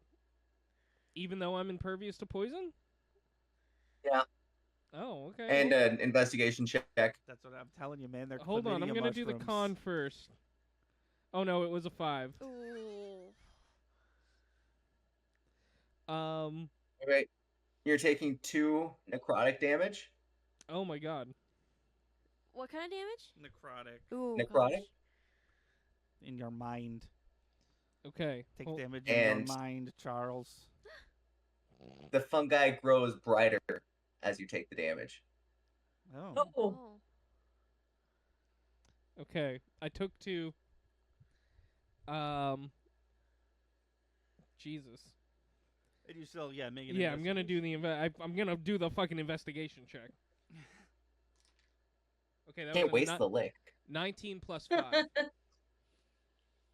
24 again. This is that savory taste from earlier when you licked the dirt. Oh. Okay. Okay. And there's also that irony taste again. So, okay, but when you But ate that the, might also be your tongue.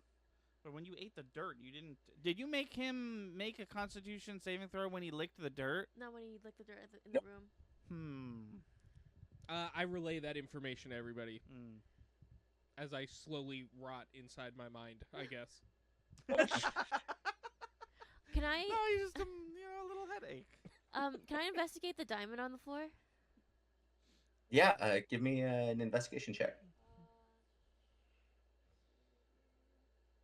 It did. And wield how are you info. going to investigate? You just looking at it? Do you want to stand on it? Do you want to poke it? I think I do all 3 of those things. I stand on it, I look at it, I poke it, like kind of like scuff my shoes against the dirt. All right, and what'd you roll? 18. 18? Okay, with an 18, you just look at it. It doesn't look magical at all. It doesn't really have any kind of significance. It looks like the floor is like slightly raised a little bit. So you poke it and you try to push it down with your finger, but it doesn't move at all. And then you stand on it and the floor starts to depress under you. oh, And you see the door at the end of the hallway open just the slightest crack. Oh. Hmm. So everybody should probably stand on, or, yeah. Maybe it's like weight based. Like, the more you stand on it, the more it opens. Yeah, I'll stand on the diamond. Okay. Jacques stands on the diamond. The door opens a little bit more. Oh. Okay. I slither onto the diamond. Okay. Got 3 people on the diamond now. That door is opening like 3 or 4 inches now. And there's a bright red glow coming from the doorway. Ooh. Okay. Do we think that? Do we think 3 to 4 inches is enough for me to take a peek while you guys stand on it? It should Yeah, be. probably, Like, to right? look through the I mean, crack, that's up yeah. to Drizzle, obviously, but Definitely. Yeah, I think you know relay this to you before I do it, but I think rather than just walking away, but I think I'm going to, while they're standing on it, go over and just sort of like, gun first, do a little peek around the corner. Okay. You look inside, and the walls are lined with sheets of this red fungus. It's so bright. It's also almost a little hard on your eyes. And then you notice on the floor, there's a few more glowing red patches. Not as bright as the walls, but definitely there. And because of that, you kind of see this dark figure standing in front of one of those red patches, just staring and standing.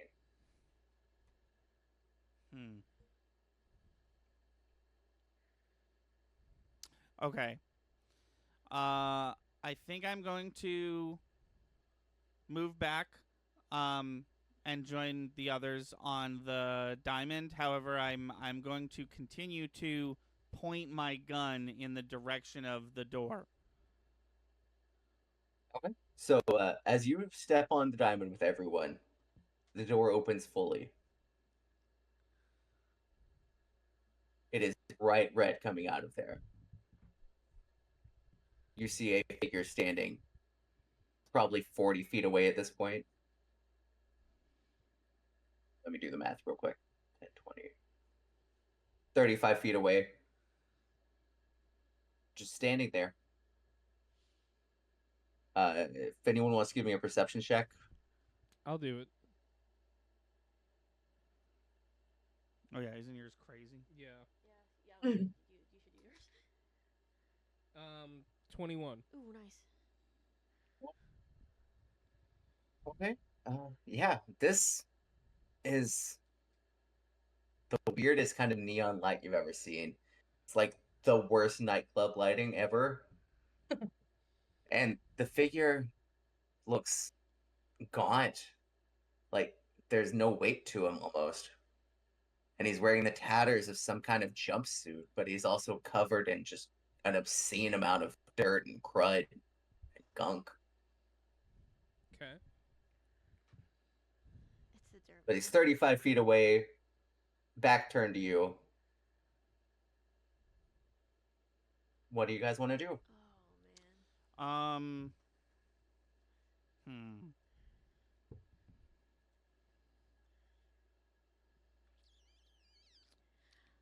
Can I quickly just do an Arcana check on this gentleman who's just not like that's this gaunt man, Yeah, what are you trying to find out? just to see if the dirt that's covering him is from like a curse or like a spell or if he is like a magical being of some sorts. Yeah, go for it.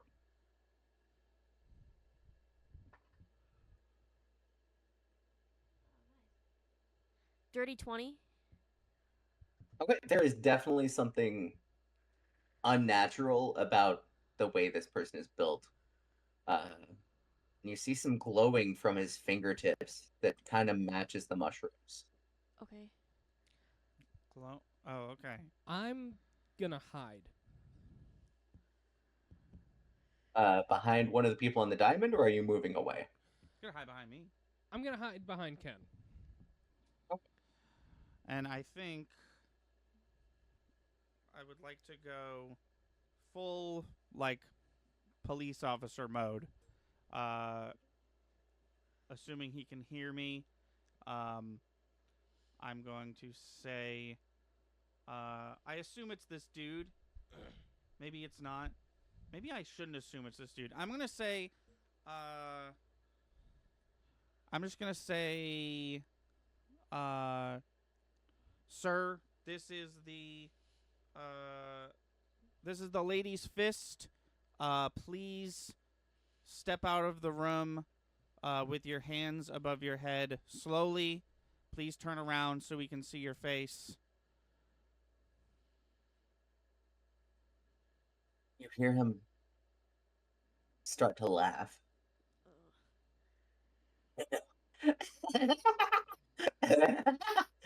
The lady's fist? I haven't seen you guys in ages. Have you come to feed my dirt? My dirt could use more food. Won't you come feed my dirt for me?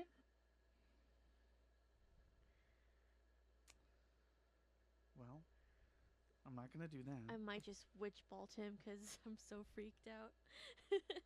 I'm not gonna stop you if that's what you want to do. Hold on. I wonder, do I have that spell? Hold on. Has he turned around yet? Nope. I'm gonna hide on our side. I'm gonna hide up against the wall next to the door on our side. Okay, as you move off the diamond, the door shuts to be about only 4 inches open again. Oh. Oh shit. Okay, I'll go back to hiding behind Ken. Okay, as you get on the diamond, the door opens fully. Hmm.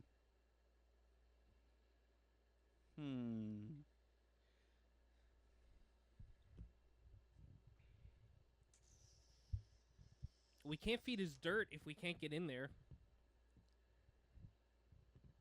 How far away is this door again? From you, about 20 feet. I'm not long enough. Can I try something? This is probably gonna piss him off. As a Ganashi, I can create or destroy water. So what I'm gonna do, it says that I can create up to 10 gallons of clean water within range in an open container. Um, Alternatively, the water falls as rain in a 30-foot cube within range, extinguishing exposed flames in the area. So can I just try to make enough water to kind of like rinse out the dirt in this room? In the room you're in or in the room he's in? Yeah, I was gonna say He's I really in. like this idea. I think we should coax him into this room first, Oh, okay. and then we can all get off the diamond, Oh, and then like trap him. and then Yeah. not trap him because there is the way out. Oh But yeah, yeah, but at away least from the dirt. he won't be able to go in weird mushroom room. Right. Can I roll to intimidate? I would like him to follow my previous instructions. All right, we'll start with the water. So you cast create water, and are you just having it like rain in that room, or like just a giant plop of water down? Yeah, I think like what I'm trying to do is like just flush out that dirt that's inside that room. So I'm just gonna kind of like create like this wall of water, then like just like kind of toward us, so that it kind of flushes him to us. Let me. So, just a giant wall of water, or as big as the spell allows, kind of comes from in front of him, and washes a large amount of dirt down the. But it seems more left this room. It Oh, looks hold like on. this is. Sorry, hold on. Sorry. Say that part one more time. You were kind of cutting out a bit. So, large wall of water comes kind of from where in front of him, where his face would be, and towards you guys, and it washes away just a large amount of dirt. But it seems like there is so much more. Like this is where his dirt collection is.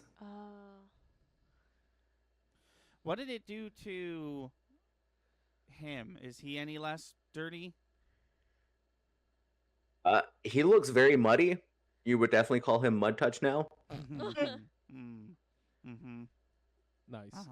And it kind of looked like his leg might have washed away, but then it reformed.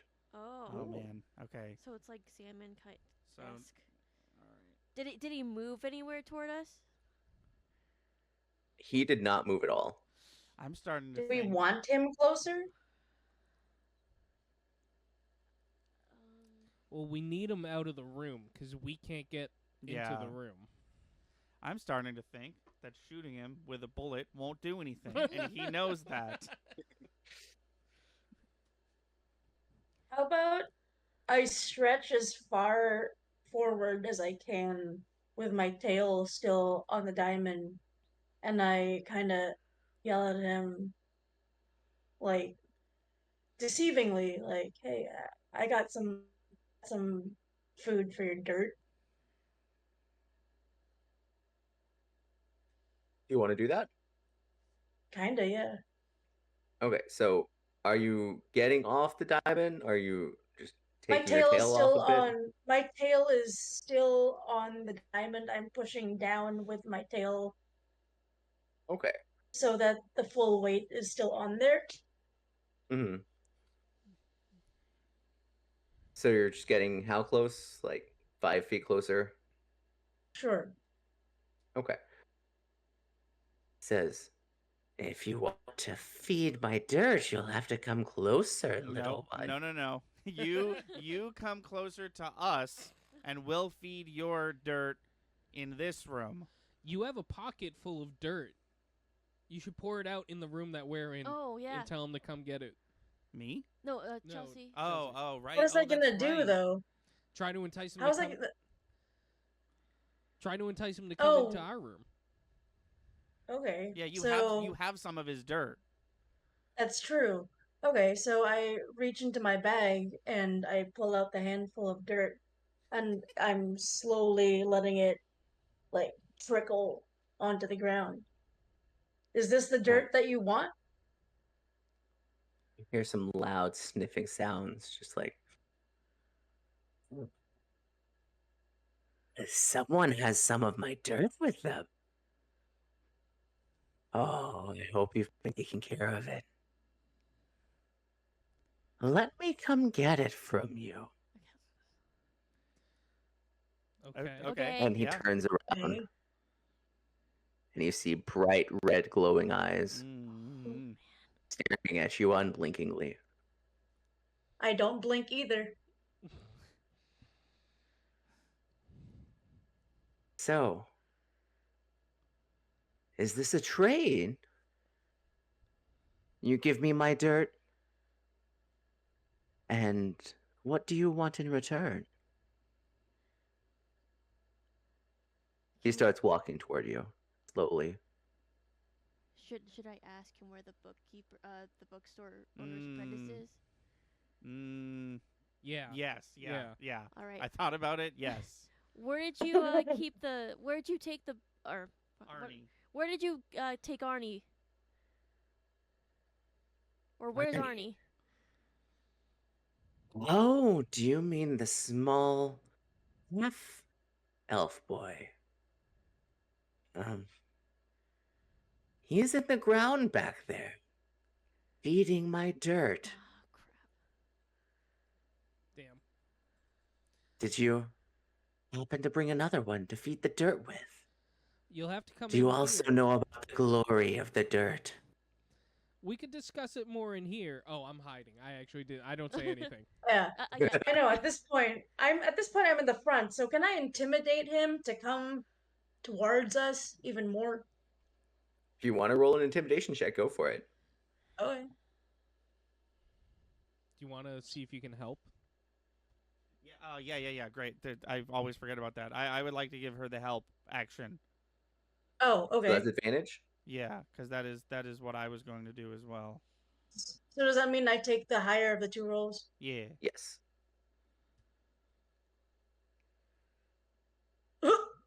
15. 15? Yeah. Okay. He kind of cocks his head at you and says, "You've come here to my home. You brought me my dirt. What do you want in exchange? And what will you give me so that you are allowed to leave in peace?" Oh man. Is he in the room we're in yet? He is probably about right in front of where the door opens on his side.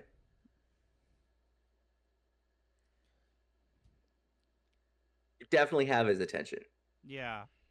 Hmm. Swamp water. Oh my god.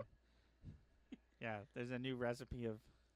No, we actually shouldn't mention swamp water because he probably knows who's making it, and I don't want to give this thing any more trauma than it already has.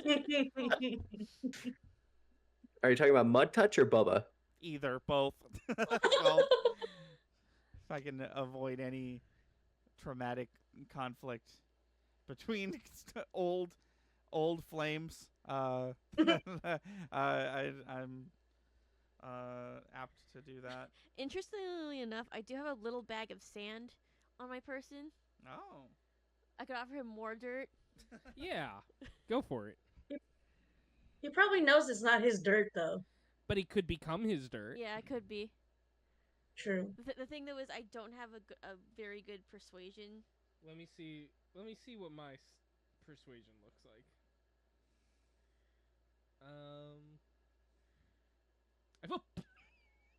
Yeah, I'm gonna persuade him. Okay. You have to come out of hiding. Yeah, I'm gonna come out of hiding to persuade him to take this sand as part of his dirt collection. Oh. I got it was a 4 on the die. It's a 13. Jeez Louise. Okay. He cocks his head at you, noticing you come out from the shadows. There's a little one. You look so moist. Yeah, I figured Oh, this would be the case. How about you come here I'm and see going my to, dirt? I'm gonna up roll close. persuasion again to convince him to come to me. Okay, if everyone will also give me a perception check. Oh, sure. Do you want me to roll the persuasion? Yeah. Okay. Oh my god, it's a 1. Oh, Chat, reroll. I got a Oh my god, what was I rolling? Sorry, perception. yeah. perception. I got a 21. I got a 12. I got a 10. Okay, with a 21, Ken is the only one to notice that the dirt that washed out of the room has started to stir and move slowly towards you. Oh, great. Oh no. Okay. And then you said you rolled a 1 on persuasion? Yes. Okay. If you would, go ahead and give me a dexterity saving throw. Yeah, Yeah. just wait a second.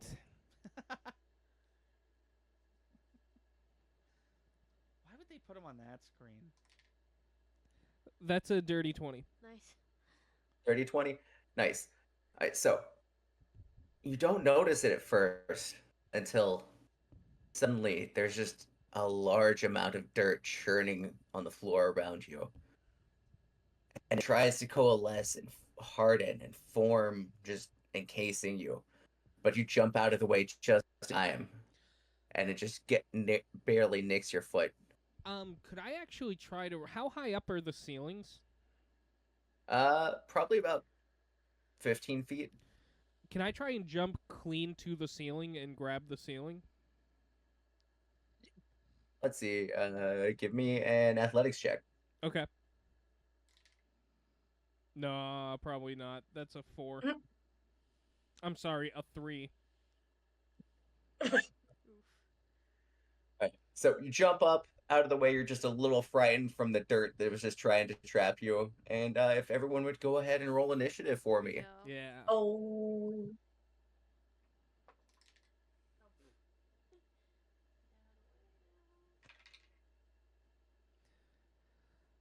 Eight. 4. 19. I got a 14. See. See. So highest was the 19, right? Mhm. Yep. Okay. So we're gonna start off combat.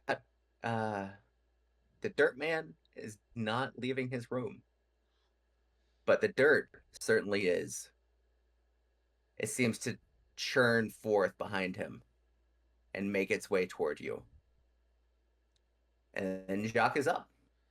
I'm going to poison tip my arrowhead. Mhm. Or bolt head, I should say, and use my crossbow. Oh my Give god. me an attack. Say again? Give me an attack roll. It was a 2. Oh, that does miss. Next, did you have a bonus action or? I don't think I do yet. Okay. Oh wait. Next up is Ken. Oh wait, I can take a bonus action. Okay. I'm going to hide. Yeah, I have cunning action, so I'm gonna hide behind Ken again. Awesome. And then Ken is up next. So, are we fighting one dude, or are there like mud monsters? As far as you know, there's just this one guy. Okay. I don't think this is a good idea. I don't think it's going to work, but I'm just going to try shooting this dude with my gun and Okay. see what happens. Go for it. 14 to hit. 14. The bullet flies toward him, hits him in the jumpsuit, and you see just a empty hole.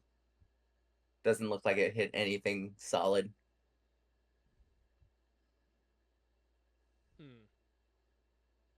Oh, you do have a +1 revolver. Did you add the +1? Oh, 15 then. 15? Okay. 15 is a different story. Takes the bullet straight to the chest, or at least it looks like it would, when at the last second, a shield of dirt pops up from the ground. And he will take half damage. If you want to go ahead and roll that damage for me.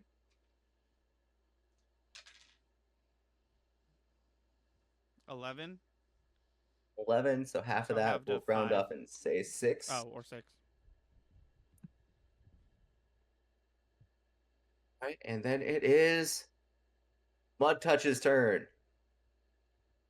Hell yeah, Mud Touch. Oh wait, that's a bad guy.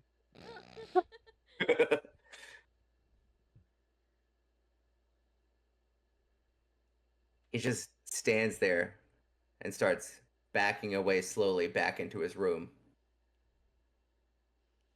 And you see more dirt stream out. And who is closest to him? Well, Me. probably yeah. Okay, give me a dexterity saving throw.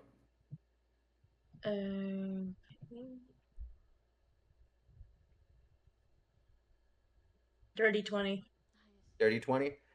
Okay. The dirt around your feet is going to start churning and coalescing, kind of like you saw with Jacques. Okay. And you will take 5 bludgeoning damage as it tries to encapsulate you, but you get out of the way just in time. And just one part of your body gets kind of crushed a little bit. Okay. And then Ashra's next. Can I ask a weird question? Yeah. Is there any sand in this dirt?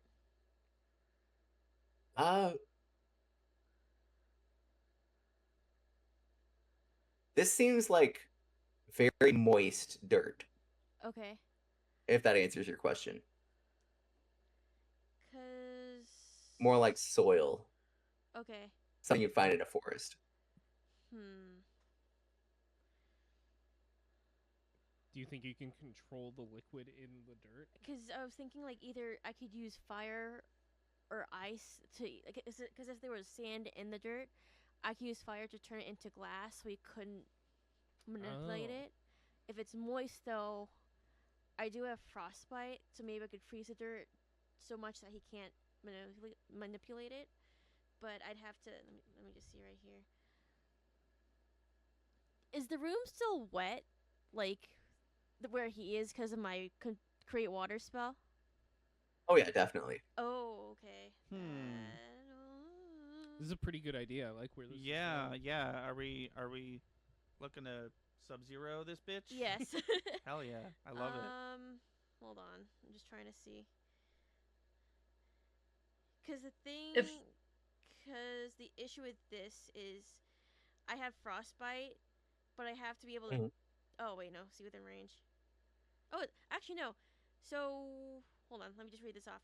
Frostbite is a cantrip. So, and its range is 60 feet. You cause numbing frost to form on one creature that you can see within range. The target must make a Constitution saving throw. On a failed save, the target takes 1d6 cold damage, and it has disadvantage on the next weapon attack roll it makes before the end of the next turn. What I want to do though is I want to try to freeze the water in the other room, if I can. I'd say with a cantrip, you could freeze like a 5-foot square. Okay. At a time. So maybe I could Sorry, go ahead. Oh, sorry. So maybe I'll try to start with freezing my touch first, and then try to expand. Or what do you guys think? Yeah, no, I think that's a great idea. Okay, so hold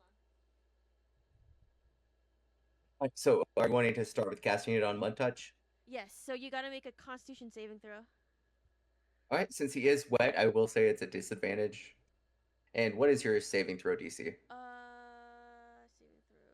Where is that? In spellcasting, it's those 3 numbers on the top of the spellcasting sheet. I don't know where they are in the app, but that's what you're looking for. Hold on. Oh, save DC is 15. Okay, that's an 11. So, how much damage does he take? 1d6 cold damage, and he has disadvantage on the next weapon attack roll. Your level, so I think it's 2d6. It is 2d6. Yeah, yes. Cool.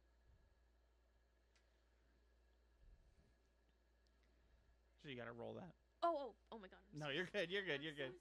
You're good.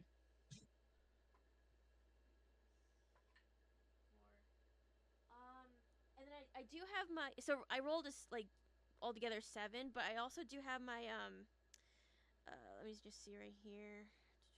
Your My Arcane Grimoire. Yes. So I think that ups it to 8. Yes. Okay. So, Okay. 8 That damage. is 8 damage to Mud Touch, It's a good name. and he just kind of For this. cocks his head at you again. Say that again. Sorry. Says, what? We didn't hear what you said last. Yeah. He just kind of turns his head to the side at you, says, "You're freezing my dirt. That's not good for it. We have to keep the dirt healthy." Yeah, I mean, I don't know Then what I next up- expected him to say, I but think I just yeah. ignore him. Like, I'm just gonna try to like just keep on freezing. And then finally, we got Yushoza. Would you like me to help you freeze the water? Ooh, I you can would shoot like the frozen that. dirt. Just Yeah, because like yeah. if he can't control the dirt, then I think he's not gonna be at a real disadvantage. So yes, please. So is there a way, you said that the soil is very moist, so can I get that? I have shape water, so can I get that moisture out of the soil and turn it into like a cube so it's not like part of the soil anymore? What does shape water? I'm sorry? What does shape water do? Okay, so you choose an area of water that you can see within range. It fits within a 5-foot cube. You can manipulate it in one of the following ways. And then the way that I want to is you freeze the water, provided that there are no creatures in it. The water unfreezes in an hour. Yeah, I'd say you'd be able to freeze like a 5-foot cube of water. Dirt. Watery dirt. Mud. Yeah, there we go. There's a Okay, word for is it. that- It's mud. Yeah, is that what we want? We want to freeze the mud? Yeah, just Yeah. trying to make him not be able to control that. Okay. Do you care where? Do you want it to be close to him? That can't use it? Why don't you try working on the room that we're in? Because the mud is slowly coming towards us. The mud's coming toward us. Okay, so how about is there like the mud that's coming toward us? Can I freeze that so it doesn't move closer? You can try and freeze 5 feet of it. There's Okay. probably a good 20 feet of dirt, 20 square feet of dirt at this point coming into the room. Okay. Well, I'll freeze the middle part of it, I guess. Okay. That's facing me, I'm assuming. Okay. I appreciate how y'all are trying to take away the dirt man's dirt. I'm just gonna stand. Alright, so are you freezing what's closest to you? Yes. Okay, it's not gonna make any saving throws because it's just dirt. It's frozen. You don't know how long it's gonna stay that way. Okay. Does the spell say how long it lasts? It says up to an It hour. says it unfreezes in an hour. Okay, alright, so you do know how long it's gonna last. Okay, I thought you meant Yeah. like it was special and I wouldn't let me do No, it for an sorry. hour. Okay. Okay. Then we are starting initiative over, and he gets his lair action because he's in his lair. Mm. He's special. Mm. So And what? even more dirt is going to flow out of his room and into your room. Oh, good. And all of you are still on the diamond, correct? Yes. Yeah. Oh, we could probably get off the diamond, huh? Well, we need You could- access to him. Can I make a suggestion? If I'm if me and Chelsea are freezing like this dirt, we could probably get like a clump of this frozen dirt, put it on a diamond. That'll act as a counterweight to make the door open, and we Smart. just like bum rush him. I like that. I like that. Cool. Hmm. Yes, very good. Is it my turn, DM? Yes, it is. If you, because I'm gonna go right after you. Yeah. If you so there is frozen dirt, yes. So if you, I don't know. You want me to grab a Y'all chunk? need to. Yeah, I was gonna say y'all need to get the dirt on the diamond first. Yeah. Yeah. All right. I'm gonna step off the diamond and head towards the frozen dirt. Okay, you step off the diamond, the door starts to close again. Mhm. Okay. I'm gonna pick up. It's just frozen dirt, so I don't know if you want me to roll anything, but I am going to attempt to pick up the frozen dirt. Okay, it's just like a solid sheet of dirt, maybe 2 inches thick. Okay. What's your strength score? It's definitely not great because I am a little frog. It's a -1 9. Okay, it's just like 30, 40 pounds of dirt. Do you think you could lift that? Yeah. It'll be as Yeah. it won't be easy for him, but he'll pick it up. You're good. No rolls necessary. Okay. I'm gonna bring that back to the diamond and just kind of throw it on. Okay. Yeah, door opens again. Nice.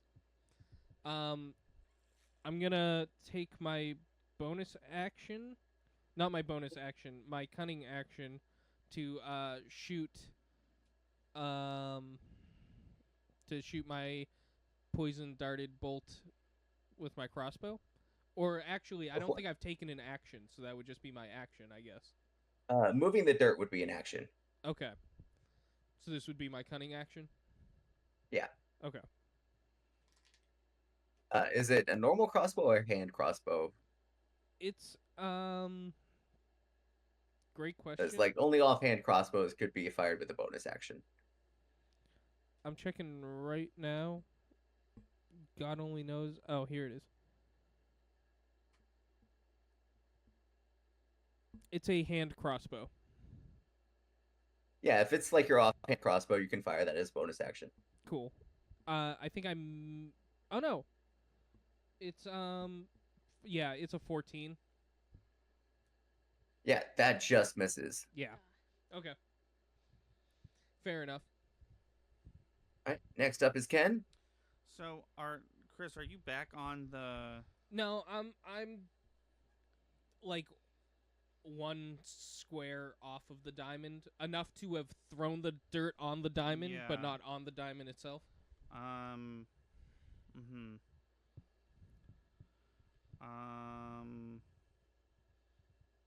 Okay. I think.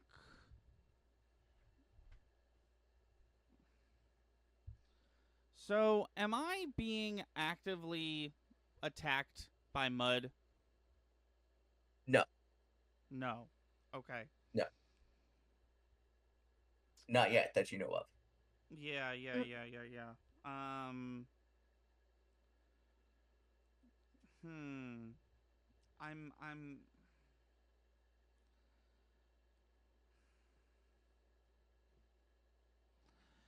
I'm thinking that. Sorry, barbarian fighter is new to me, so I'm just sort of. Um, yeah, I think I want to. Oh, let's do melee damage with strength weapon resist. Oh, okay. Yeah. Do you think that your character would be comfortable with me picking him up?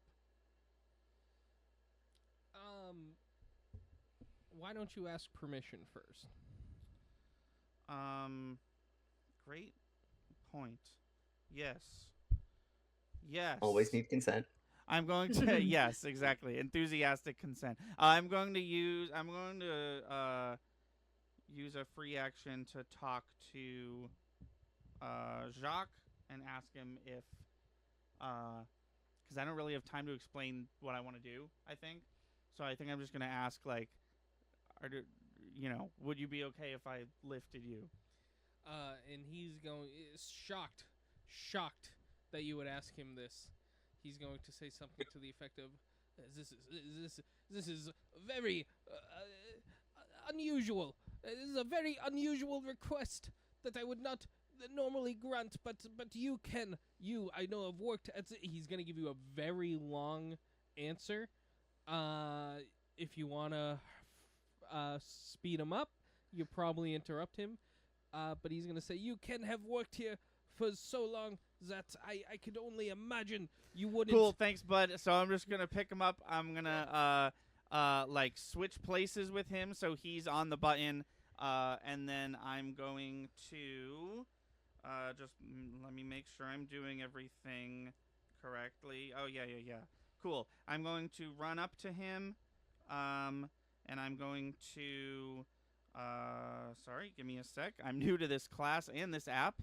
I've clicked on the wrong button again. There we go. I'm going to go into a rage, which I have to do that. Yes, I've done it. And then I am going to use my fighting style unarmed fighting is what I'm going to do.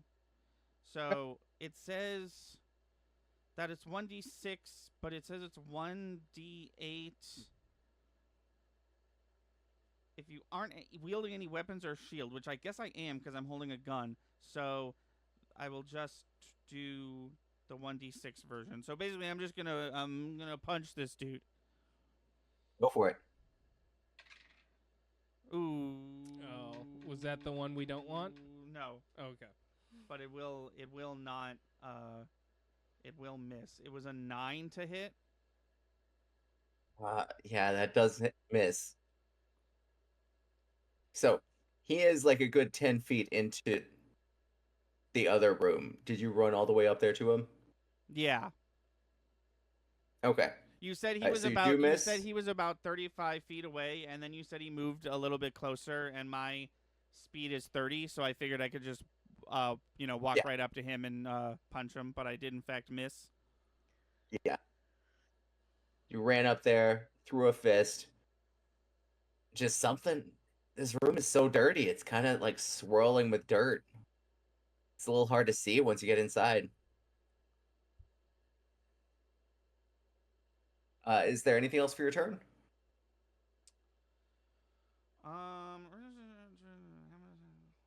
Okay. No. Oh, hold on. Oh. Can I stop me if I'm doing this incorrectly? Can I action surge? Yeah, you can action surge and get another action. Perfect. Then I'm going to do that. And I'm going to do this again. That was better. 17 to hit. That one hits. Nice. Hell yeah. Fuck him up. Well, it is just basically unarmed strike like plus, so it's not going to do that much. It's okay. 5 damage, 5 unarmed. Well, no, sorry, 5. Now I'm raging, so plus 2, so 7. And you also added your strength modifier? Yes, yeah. Okay, just making sure. All right, so 7 damage. You punch him in the face. Bits of dirt go flying off. and he just smiles at you, and those big, glowing red eyes are just kind of freaky. Hell yeah. Good turn. Yeah, that's it for me. At the end of your turn, he looks you in the eyes and says, "It looks like someone has finally come to feed my dirt."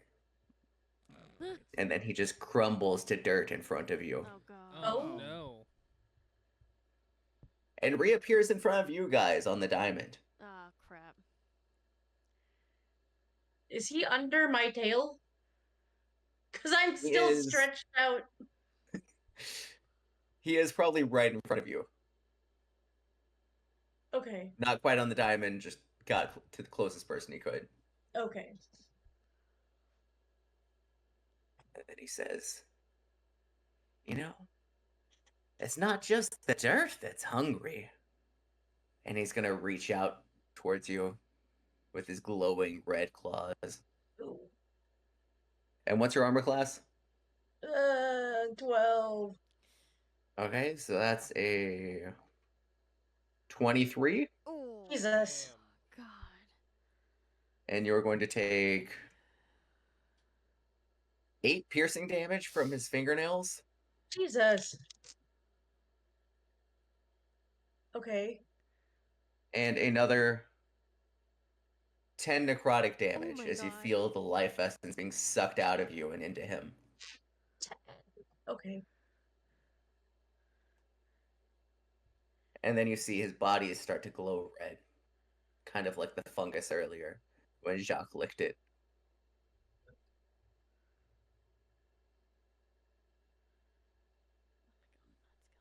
It's good to finally find some fresh meat for my dirt. And then the dirt, he calls to it, the one that's closest to you guys, and Mhm. it doesn't respond. It looks like you did a good job in freezing it, Nice. and you delayed one of Cool. his attacks. Thank God. Oh, wait, sorry. He should have disadvantage on his attack, right? Yes. Let me re-roll that. So, oh, that's higher. Okay. Oh. I don't want that. Yeah. We won't. We'll disregard that. And then Okay. next up is Ashura. Okay. You got the dirt man about 5 feet ahead of you. Just sunk his claws into Yushiro. Okay. Let me just see something right here.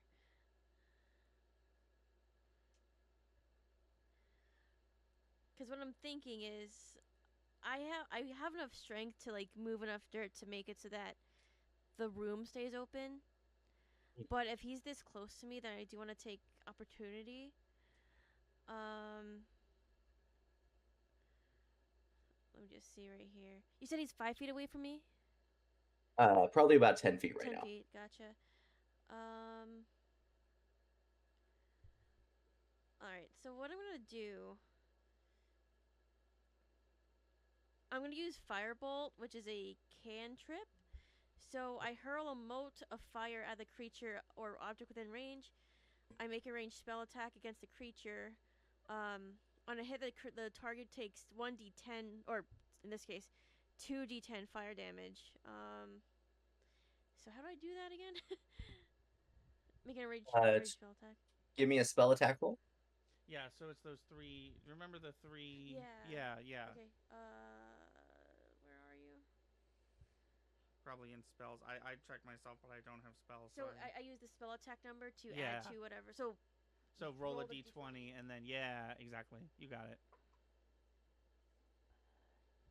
23. Nice. 23 definitely hits. Okay. And how much damage is that? So Firebolt, I do 2d10.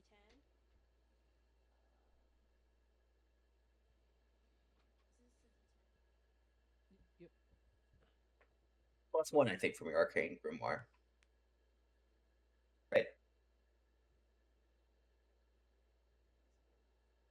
Oh yeah. So 8 plus 9 plus 1 because of my grimoire. That's 18 damage. Nice. Hell yeah, good job. Thank you. Yeah. And then I So you can't. shoot a ball of Yeah, sorry. what's up? I was just gonna ask, like, carrying dirt is an action, not a bonus action, correct? Yeah. Okay, never mind then. Right, so you shoot a bolt of fire at him, and it singes away this really old, musty, what looks like prison jumpsuit, and then bursts through him and comes out the other side. And he just smiles at you. And he just keeps smiling. And then he crumbles to dirt and reappears back next to Ken. Oh. Next up, Chelsea. Okay. So he's no longer next to me, right? No longer next to you. Thank goodness. Okay. Let's see. I'm trying to, because he's next to everyone now, so now I have to do something that won't hit people. He's just next to Ken. Can I Yeah, I offer don't want to hit. a thought? What's up? Go for it. I'm wondering if the mushrooms in the other room might be powering him. So if we get rid of the mushrooms, would that depower him a little bit?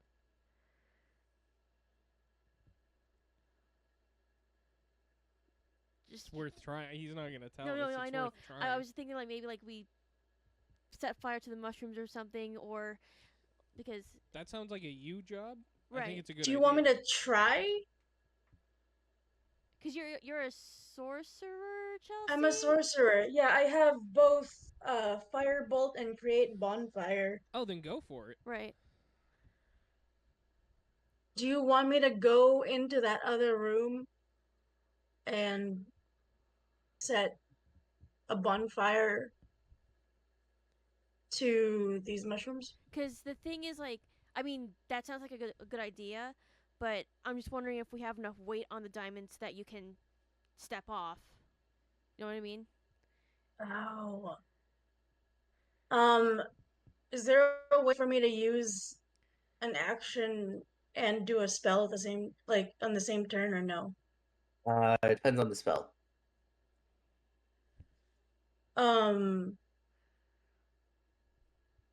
Like, what do you mean? Some spells are bonus actions, most are actions.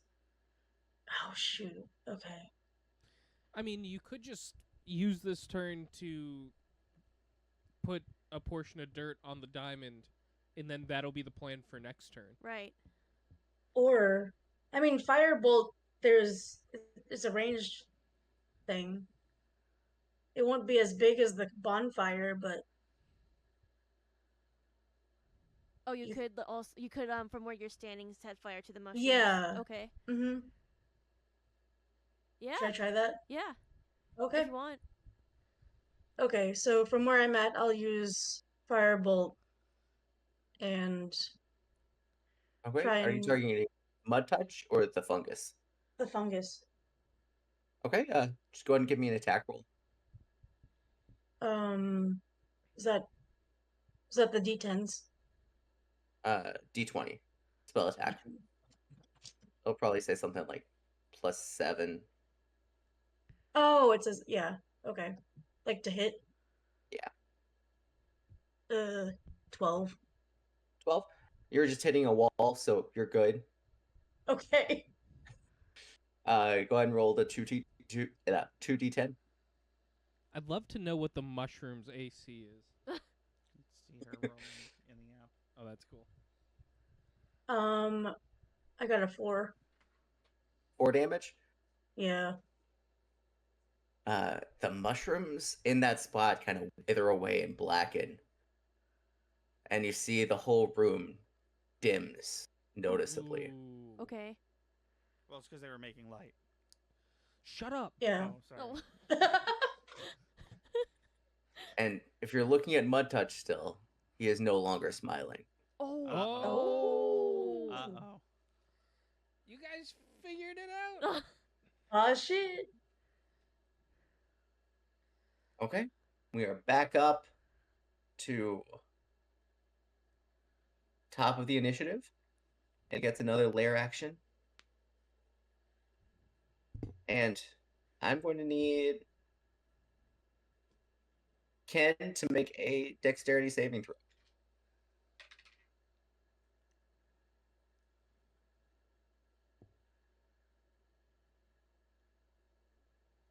Four. Oh. The floor under you kind of melts away, Oh crap. Oh and you shit. sink into it a couple feet before it reforms and hardens around your Oh, ankles. frick. Okay. And now you're restrained by the floor and the dirt, but you could use an action on your turn to try and make an athletics check to get free. Okay. And next up, Jacques. Yeah. I'm going to make my way towards the mushrooms. Okay. You get off the diamond. Yeah, Yeah, remember I put yeah. you back on it. Yeah. As you get off the door starts to shut. Enough for Ken to still get out. It's about 4 inches open again. Well, I'm good. Don't worry about me. okay. Then I'm gonna head over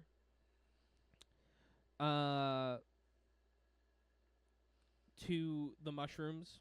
I'm gonna take out my arm blade, which is magical blade that forms from my arm. And I'm gonna try and stab through one of them. The mushrooms in your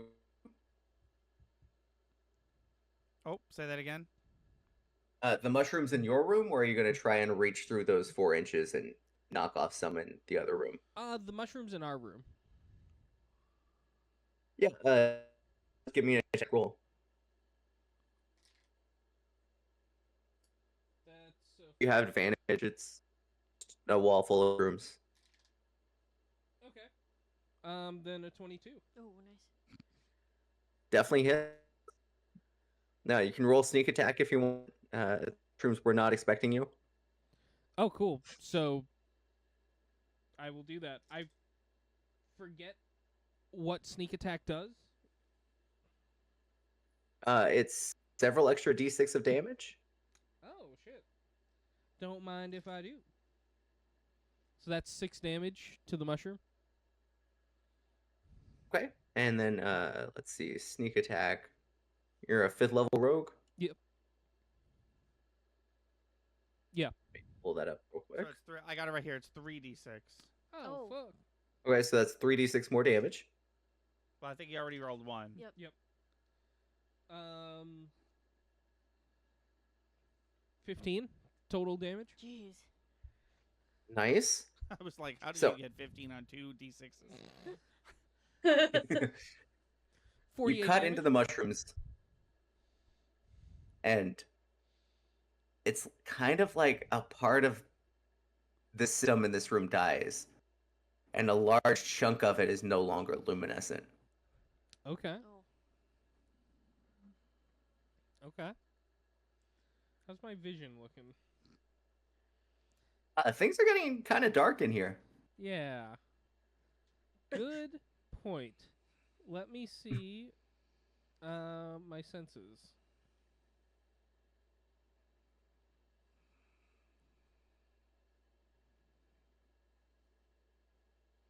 Mason, where do you find sight on D&D Beyond? Feature. I'm being Let me told see. features and traits. Yeah, there's it'd sneak probably be attack. there. Oh my god. I'm learning so much. Right? Sorry. Sorry, what are you looking for? I just want to see what kind of vision I have.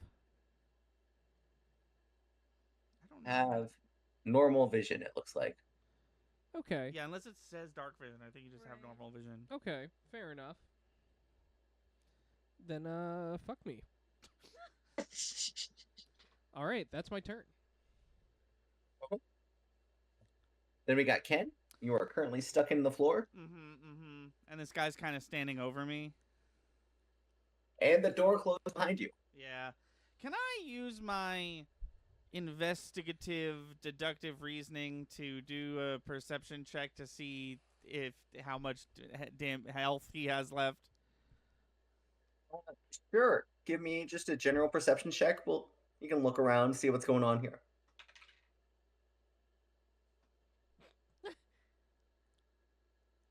How about 23? Ooh, nice. 23. Nice. He's looking good. He's looking good Oh. in this way possible. But Hmm. also, you see a tiny switch on the wall behind you near the door. Oh. Oh. I'm assuming I can't reach it because you said I'm like halfway sunk into the floor. If you want to like bend in a really weird way, you could probably get to it. But it's gonna put a lot of pressure on your knees. Yeah. Would that be an action? I'd say it's a bonus action. Just because it's such a weird movement. And how did you say I could unrestrain myself? Athletics check. Oh, I see. So it's not a okay. Yeah, then let me bonus action flip this switch. Go for it. The stone door behind you grinds open and stays that way. Okay. Nice. Then in that case, I am going to whoops, hold on. I am going to from where I am I'm going to try and shoot one of the remaining mushrooms. The walls are just solid mushroom. There's just one burnt patch right now. Oh, I see. I thought they were okay. No, it's like sheets of fungus. Oh, okay. Then maybe not gun.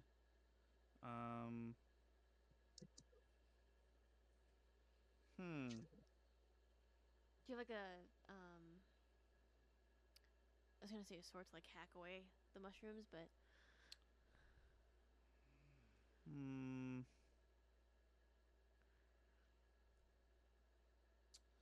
No, I just have gun and fists. Okay, then in that case, I've entered a weird screen. Okay, I'm going to try and break from the dirt. Yeah. Give me an athletics check. That's not great.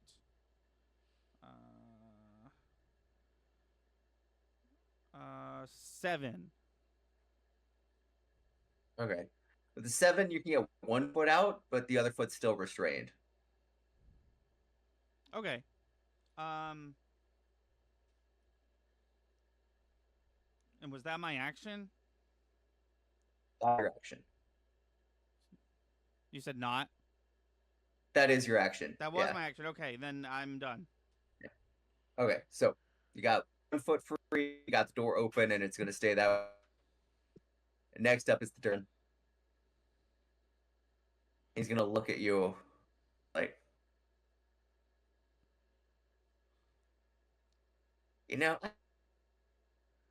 adamant, but I'm going to need up with my dirt. Sorry, And then he's going to. Sorry, we're gonna need that again. You were cutting out. Sorry. I really appreciate the sediment, but I need you to stop messing with my dirt. That go through? yep. Yeah. Yeah. Okay.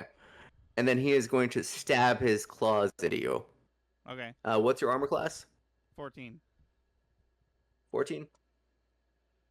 Right, that is a natural 20. Oh, shit. frick. Oh, well, I'm oh no, I'm not raging anymore, right? Because I didn't attack anything last turn. You did last turn. No, I. Did you Last attack the round. What door? happened? It's based on rounds, not turns. Because Based if you on take round. damage this round, you would also still keep raging. Oh, I did not know that.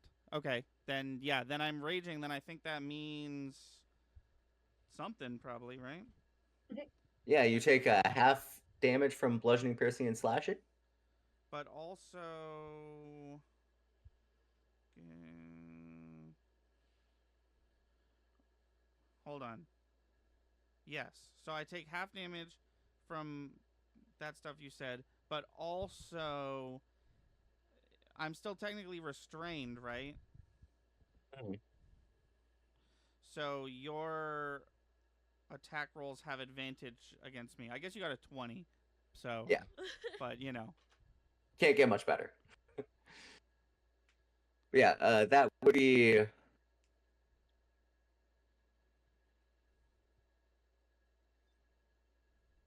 10 slashing damage cut down to 5. And 11 necrotic damage Oh man. as he sucks the life force out of you and starts to glow.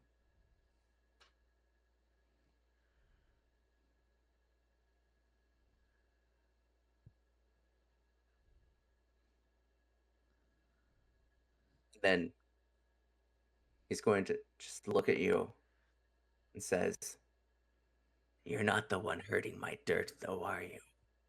Oh crap. Before teleporting away Oh, bye. Oh, and reappearing in front of it's Ashura that cast Firebolt, right? Firebolt, Yep. yeah. And damaged the wall. Yes. oh no, that was me, Oh. right? That was you? Okay. And No, I'm gonna die. he reappears in front of Yushoza and says, "It's time to die. Oh crap. And I need you to make another dexterity saving throw." Okay, hold on.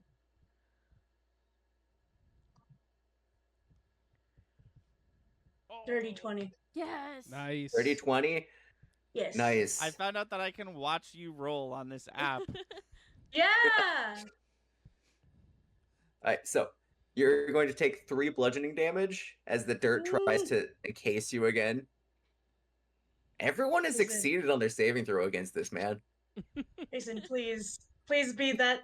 I hope that's just it, please. And that's it for his turn. Okay. Thank good. God.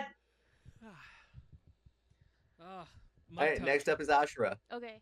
So if we're no longer let's see. Yeah, the door is gonna stay open. Gotcha.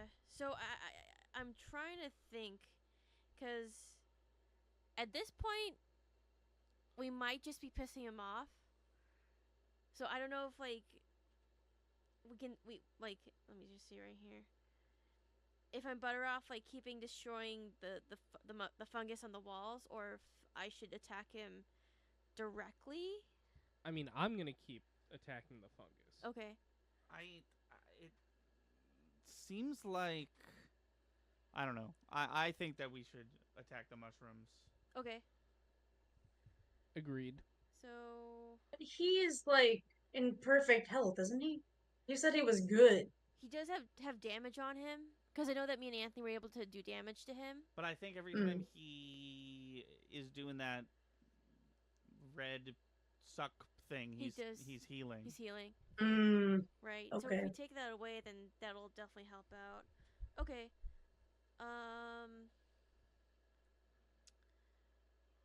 Give me 1 second. Yeah. Yeah, you know what? I'm going to firebolt. Because there's a fungus in this room that we're in. We're correct? Yes. So I'm gonna try to fireball. Well, actually, no. I'll fireball the fungus that's in the room where his dirt is. Okay. So let me just get back to this. So I gotta make a ranged spell attack. Mm-hmm.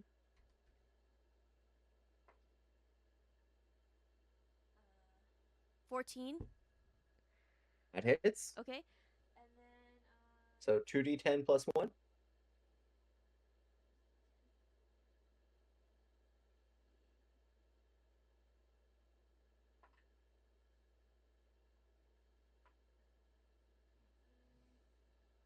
so that's 11 damage.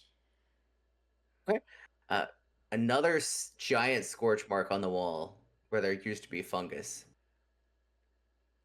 And the light gets even dimmer. And you start to hear a high-pitched whine. Ooh. And the dirt man yells out, "My dirt must feed." Oh boy. And then he's going to teleport back again. And he'll do another claw attack on you. On who? And what's your AC? On Ken? 14. So that is an 18. Ugh. Oh. Ugh, man. So that is 7 points of piercing damage, cut in half to 3, for rounding down. And instead of sucking your life essence into him, he's just going to let your blood drip down into the dirt. Oh crap. Oh. Gotta feed that dirt. I don't know how much more direct he can be. And then it's Yushosa's turn. Yes. I have a dumb question. Yeah.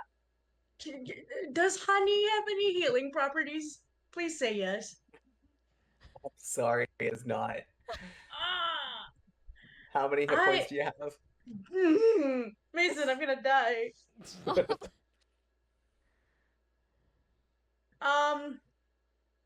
What is the wait, so is he still in the room beyond the door? Yes, he's back there. Can't.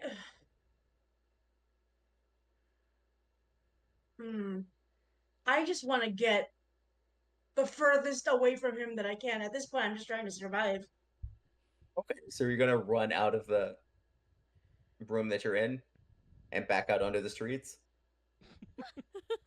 I don't want to leave people behind, but I'm gonna die if I don't do something. That's okay. I mean, you could what's it called? Disengage Chelsea, if you want to do that.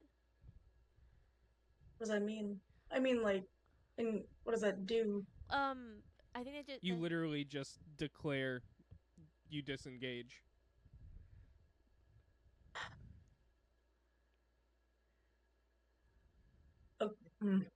I literally.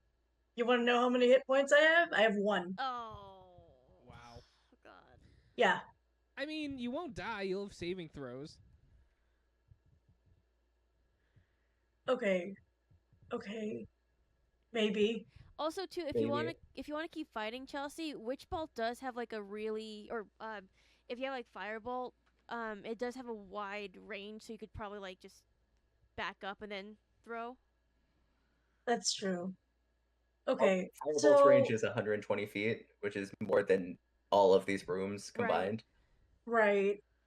I also have. I was gonna use Sorry, what is it?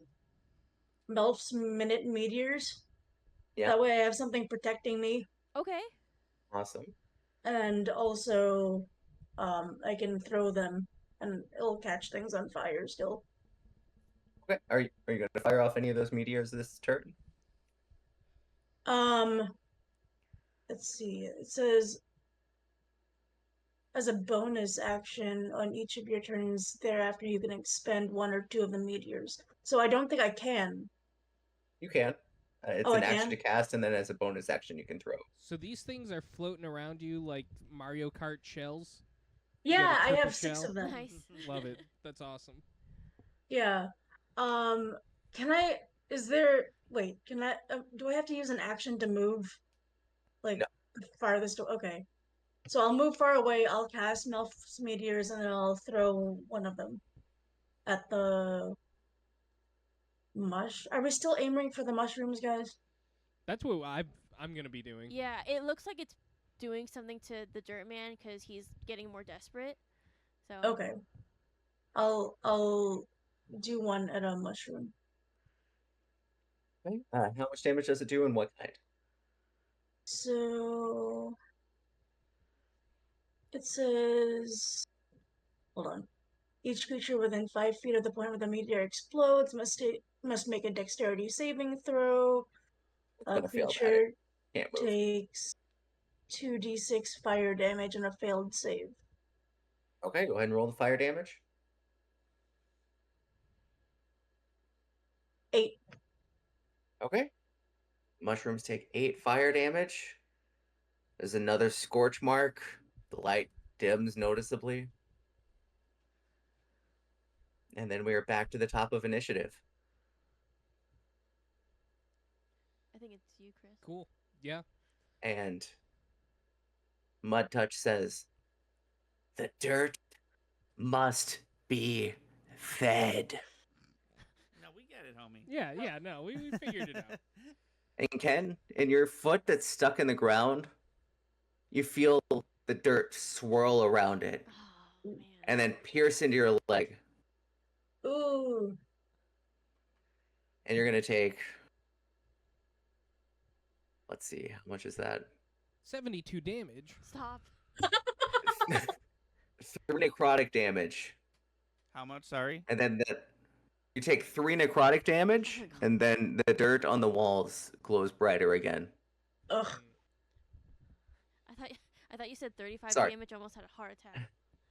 No, just 3. I'm going to find the Half because it's only 1 foot.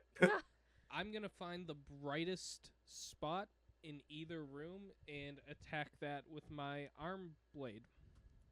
Okay, the other room definitely has brighter fungus than the one you're in. Then that's where I'll be headed. Join me. Join me. Join me in this room. For You run in, you see there's several scorch marks. Both sides are still extremely bright, though. I got an 8 for the AC roll. Okay, that hits. Cool. Hold on, and we're gonna call this a sneak attack. Yep. Oh no. Mm.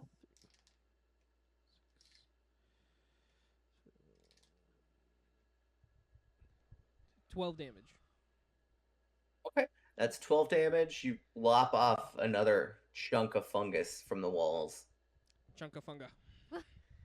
I like it. And are you just still looking at the wall? What are you going to do after this? Directly after, I think I'm gonna focus my attention on Ken and say, "Do not worry, Ken. I'm sure it's fairly normal what's happening to you in this moment." All right, Ken's up. Your feet are both free this turn. Oh nice. Oh, okay. It seemed like it just sucked the life out of you and then dissipated. Okay. So I'm no longer restrained. No longer restrained. Groovy. But I am still going off that first rage because I was attacked, right? Yes. Okay.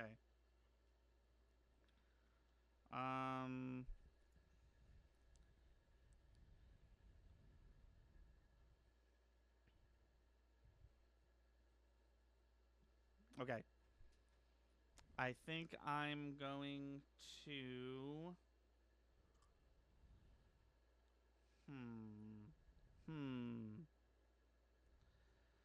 I think I'm just going to start punching at the wall. Does that sound like something that could happen? You would have to disengage from the dirt man, or else he'll get an opportunity. Oh, is he right next to me again? He is right next to you still. Oh, okay. Or again. Then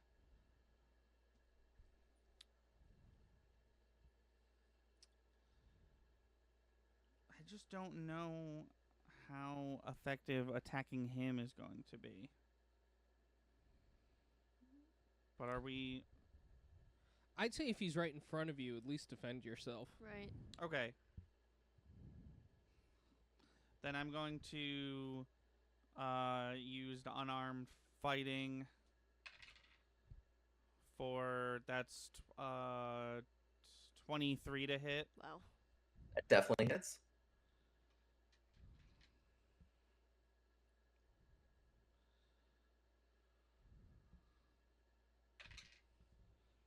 For 3 damage.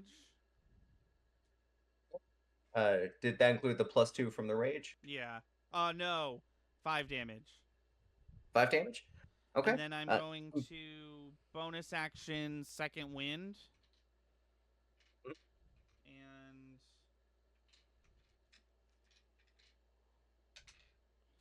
And heal myself for 5 HP. Nice. Nice. So, you go to punch the dirt man. You look him in the eye. You throw your fist square at his jaw. And you notice something strange. One of his eyes isn't glowing anymore. Oh. Okay. And it's almost like he's mouthing the words, "Help me." Okay. As a fist hits him right in the face. Is his eye no longer glowing because of my fist?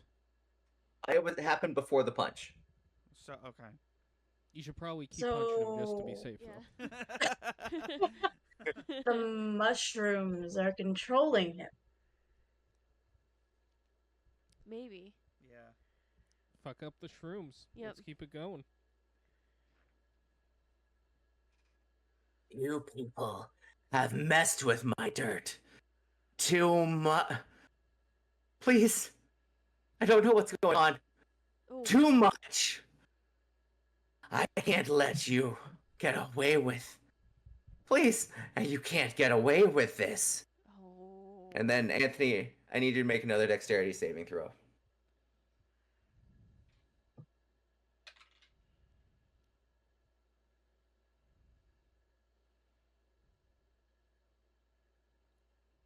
Eight. 8. So, the dirt around your feet swarms and coalesces and forms into a tight ball that binds you. You can't breathe, you can't see. Crap. You are completely engulfed in dirt.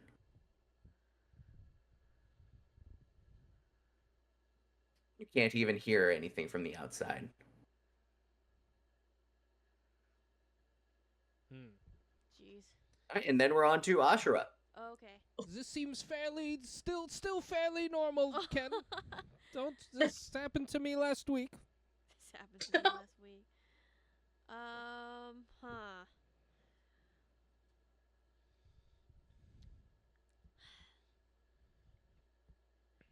I would like to try to help my friend Ken.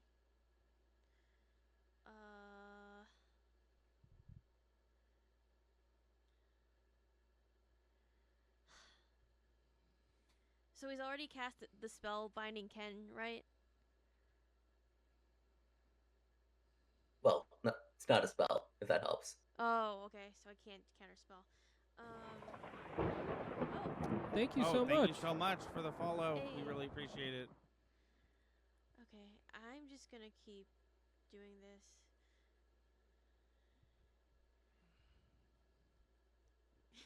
This might be a dumb question. Lightning damage will also kind of burn away the shrooms, right?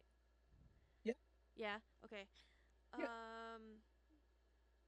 So what I'm gonna do is I'm going to cast Witch Bolt, at the 3rd level.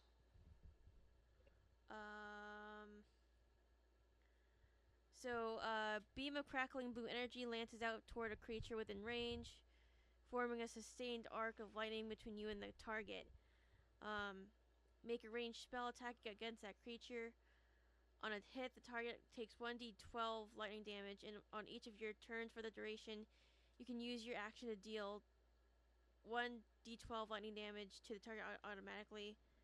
The spell ends if you use your action to do anything else. The spell also ends if the target is ever outside the spell's range or it has total cover from you. So maybe I don't have to go that overboard. So maybe I'll just do it on the 1st level. So hold on, give me 1 second.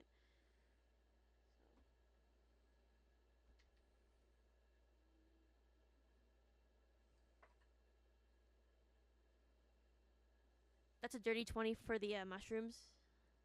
Hell yeah. Definitely hits. Okay. And then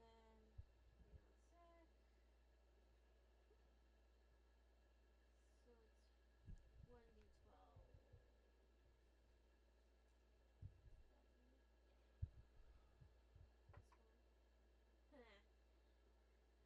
That's 3 damage. 3 Oh, damage. man. Okay. Yeah, you hit the wall with some lightning. Leaves a tiny little scorch mark where it hits.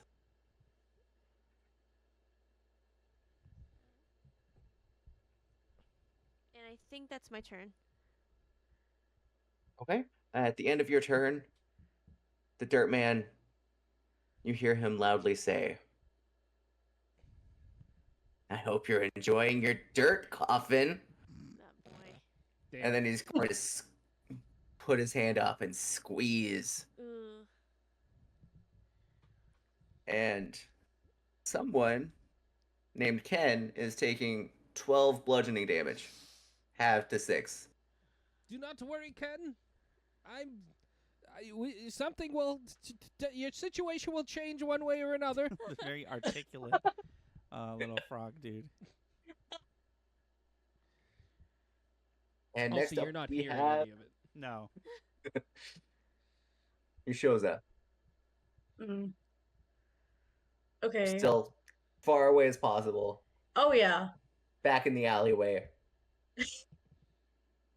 And then I shoot one of the another meteor. Another meteor. Okay, so Yeah. that's 2d6 more damage after Yeah. you roll to hit. Or, sorry, Uh, they roll saving throws. They're going to fail the saving throw because they're mushrooms and they can't move. That's 2d6 damage. Go change it. okay. Yeah. 9. 9. Oh, okay. Yeah. It's 9 more damage to the mushrooms as they wither up a little bit. And that is your bonus action. What do you want to do with your action?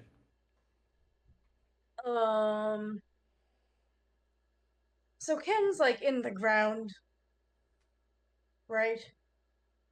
Ken is in like a giant dung beetle ball Oh. made of dirt. I don't know if I can do anything to get him out of there.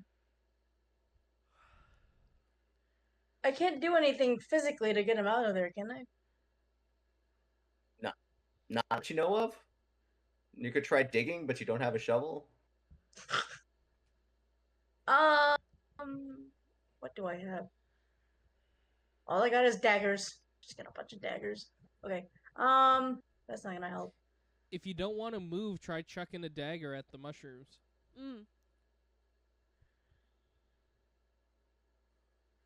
I might as well do that. You can also still cast spells. Yep, you can also like do witch bolt on the mushrooms. Oh, I can still cast another spell because that was just my bonus action. That's what you're Yeah. saying. I might as well do another firebolt. Yep. Roll the hit. 25. Oh. Wow. Definitely hits. Hell yeah. And then 13. Nice. Okay. Yeah, that's a sizable chunk taken out of the mushroom. And okay. The dirt man looks at you his one red eye glows even brighter. You see the anger just emanating off of him as he says, "Stay away from my dirt." All right. Then we're back to the top of initiative. And he is going to use a lair action. If Jacques would make a dexterity saving throw for me. All right, all right.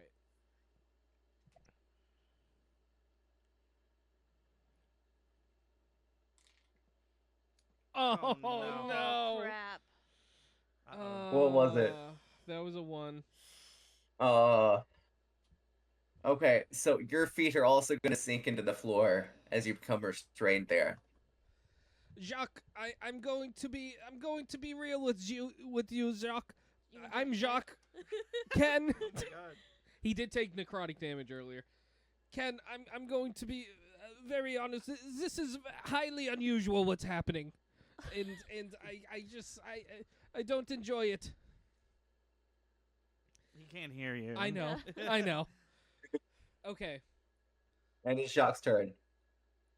So if you go here, Yeah. you can open this hole and you can set your and then it tells you what it does to be restrained. Okay. It's right Okay. under your HP. There's a conditions tab.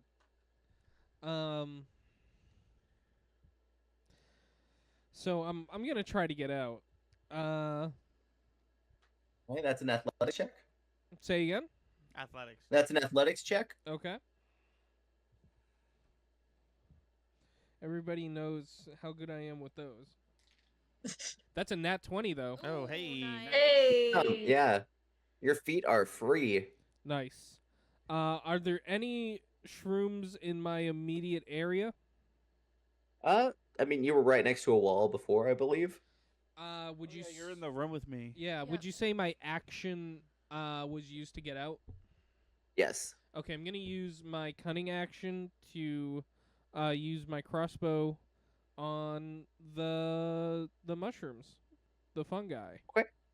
Yeah, give me an attack roll. Sure thing. That's a nat 20. Whew. Nice. And can I call this a sneak attack? I know I probably should have done Yeah. that earlier. Okay. Yeah, you can double all the dice.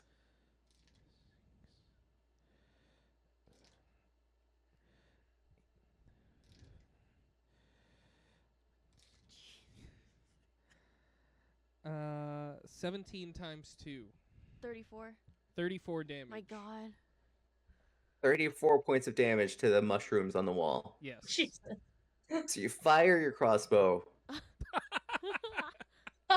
into the wall, and it just explodes.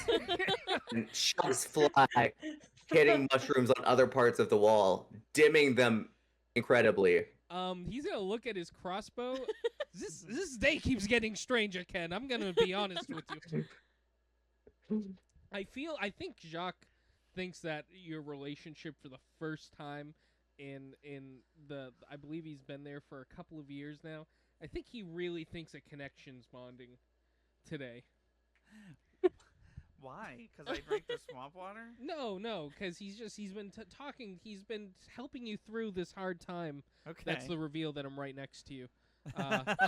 He's been helping you through this hard time today, Okay. and you've been very receptive, and he appreciates it. And you notice as the mushrooms start to dim, the dirt around Ken kind of just crumbles, freeing him. Cool. Jacques gonna look at Ken and say, "I told you." You did. That you did. You don't know that. I know. And it's Ken's turn. Oh, goody. Yay. That's not You can breathe again. You can hear again. You can see again.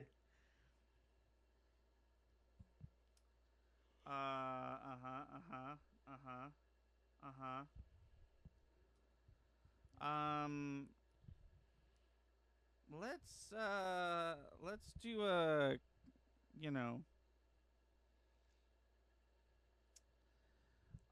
well, no, actually, wait. Hold on. Oh, right, specifically not. Yes. Okay. am I still like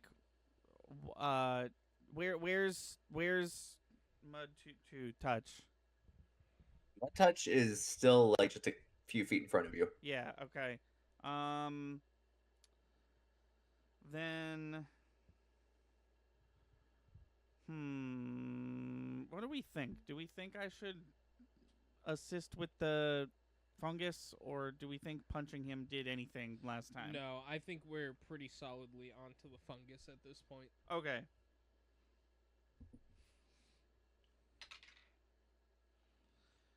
$17 to hit.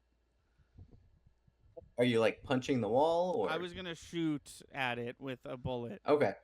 Yeah, you hit.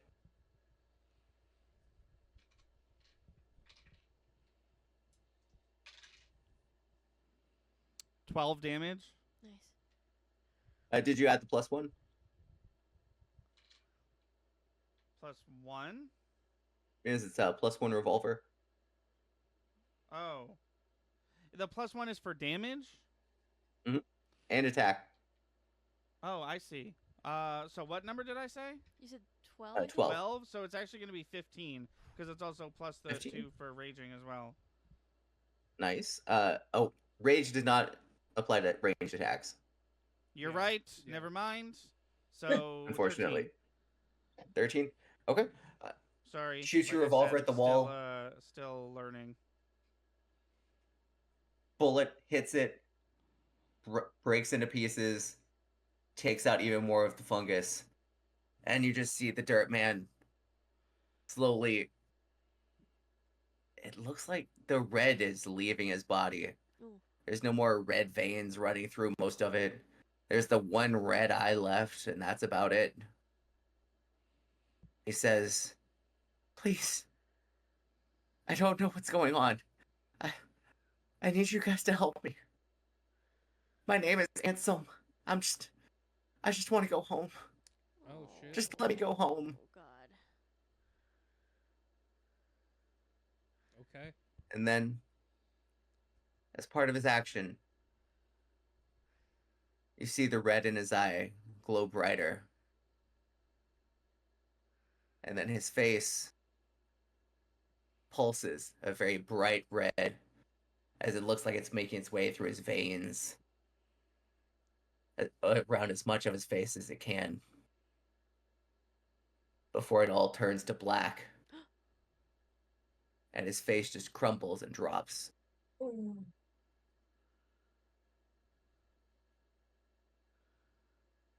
What do you guys want to do? So, is it safe to say that there's no more red in the room? Either room? There is still red glowing. It is not nearly as intense. It did look like it glowed a little bit brighter after the dirt man died. Are we out of initiative? I'd say you are out of initiative, yeah. Oh. Oh, I would like God. to finish destroying the fungus. Yes. Okay. Yeah, that shouldn't be a problem. Yeah. Yeah. So you said that mud touch like melted away. Is Ansel like under there, or did we just lose him too? His face just kind of crumbled and blackened, but his body's still mostly there. Or at least like what's left of it after all these years. So he's dead. Okay. You want to do a medicine check to just make sure? Yes. Hold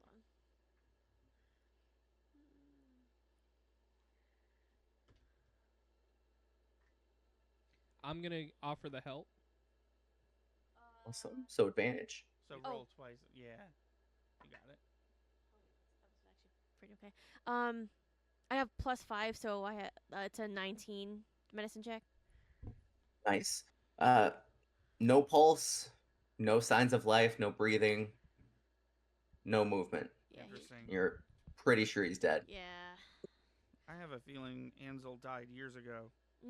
I wanna. Ooh. Maybe even 70 full years ago, and it's Right. just been mud touch this whole time. I want to try to investigate the other room where all the like his main lair where we first found him. Like there's probably like bodies under there, under the dirt there. There are a few places on the ground that look freshly dug up, and they are glowing red. Can I uh hmm. You want me to investigate? I have a +6 in investigation. If you, I could probably do it. Then yeah, why Yeah. don't you investigate? So I'll investigate the dirt patches that are glowing red. Roll investigation for me. 9. 9. Uh-huh. They look like someone's been digging here recently, and they're glowing red. Can I give it a shot? Go for it. Okay. It's even worse. We're gonna say you're out of initiative. There is no time pressure here. You guys can like thoroughly examine this and find that if you dig down far enough, there is a body here in Okay. several of these spots. All dead, I assume. You find 2 corpses and 1 barely alive half-elf man. Oh, Okay. Oh, That is why we're here. can I do a medicine? What's it called? An An emergency. untrained medicine check. Can I do that for the half elf man? Try to revive him a little bit. Yeah, go for it.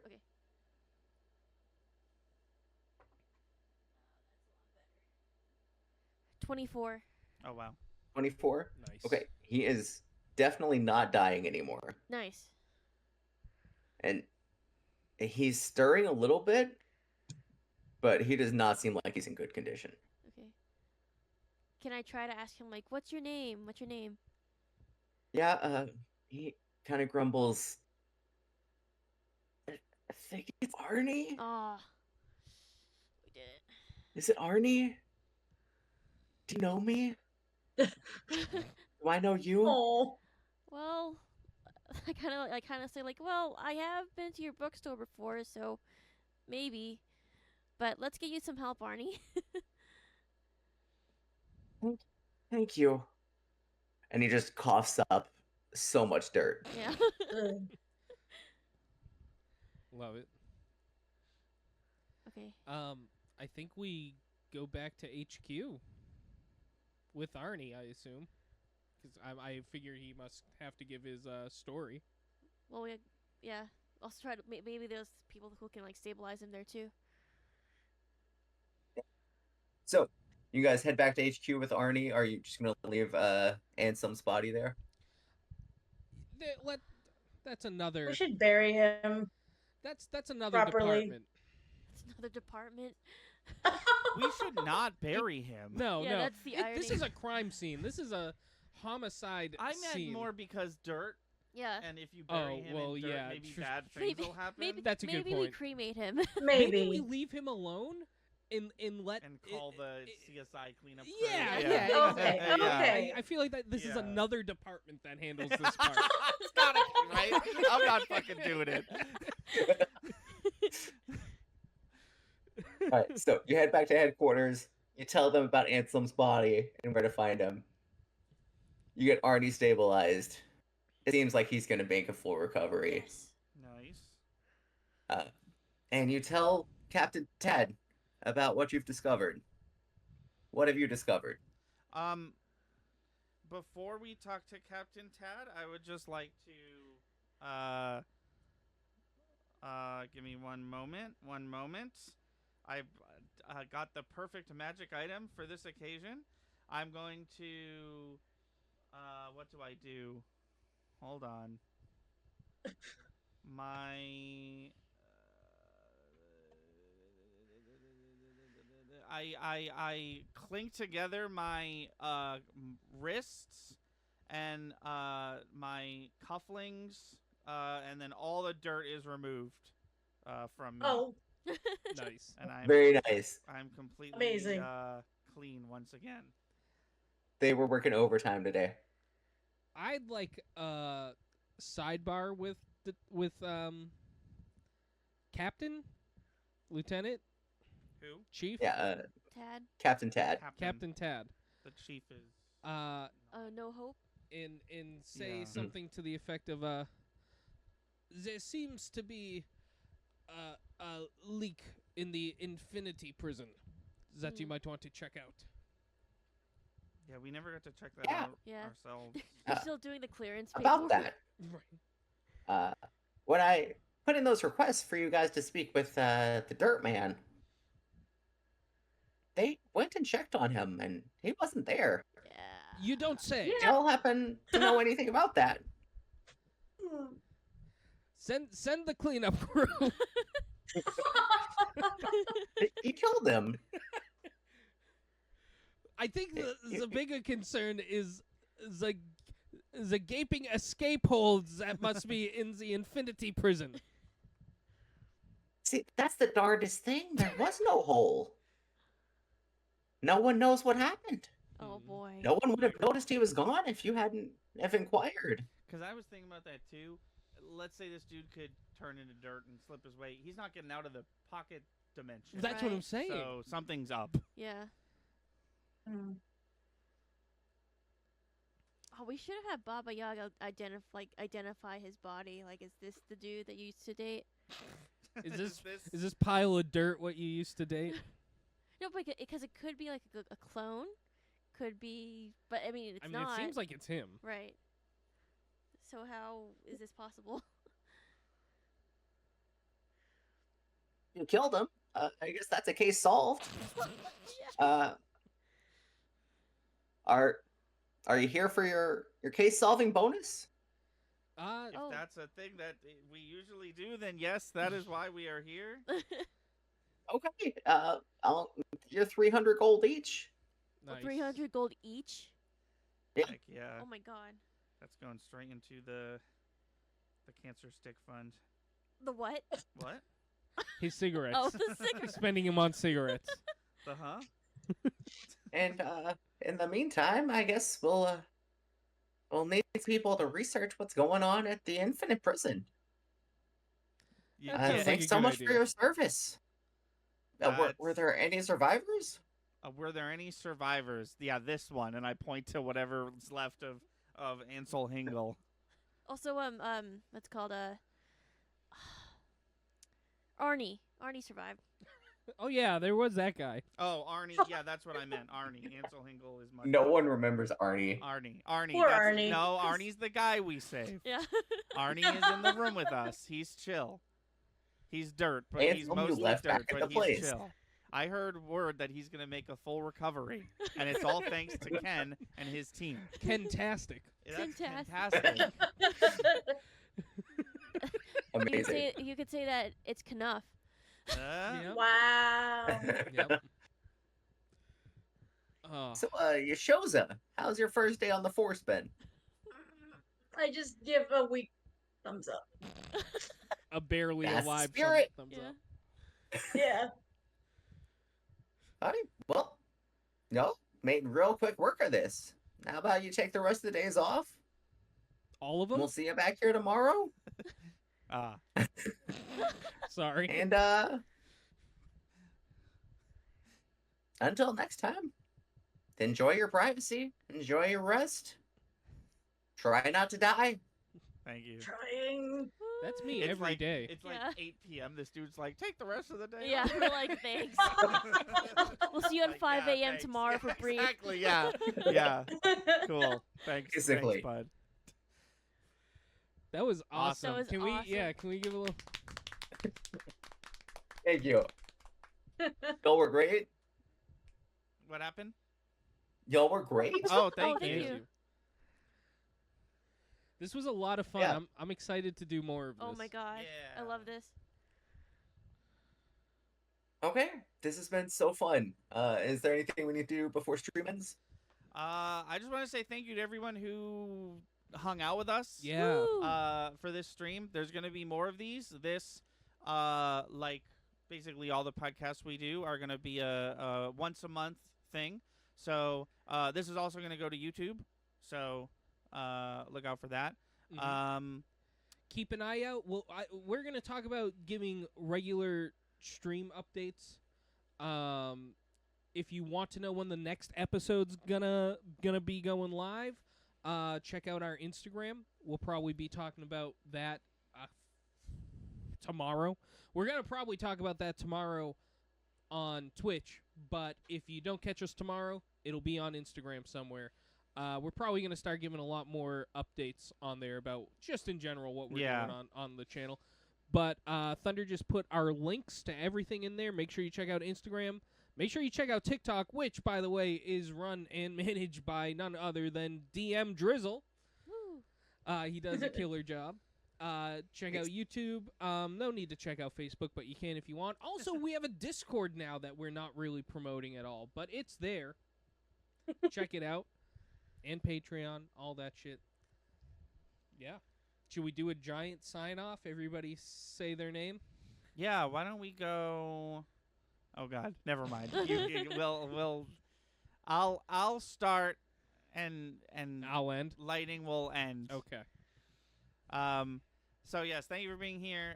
Next stream is tomorrow. It's gonna be me and Chris playing more Hitman. We're back at Thornbridge Manor, for some tomfoolery, and murder.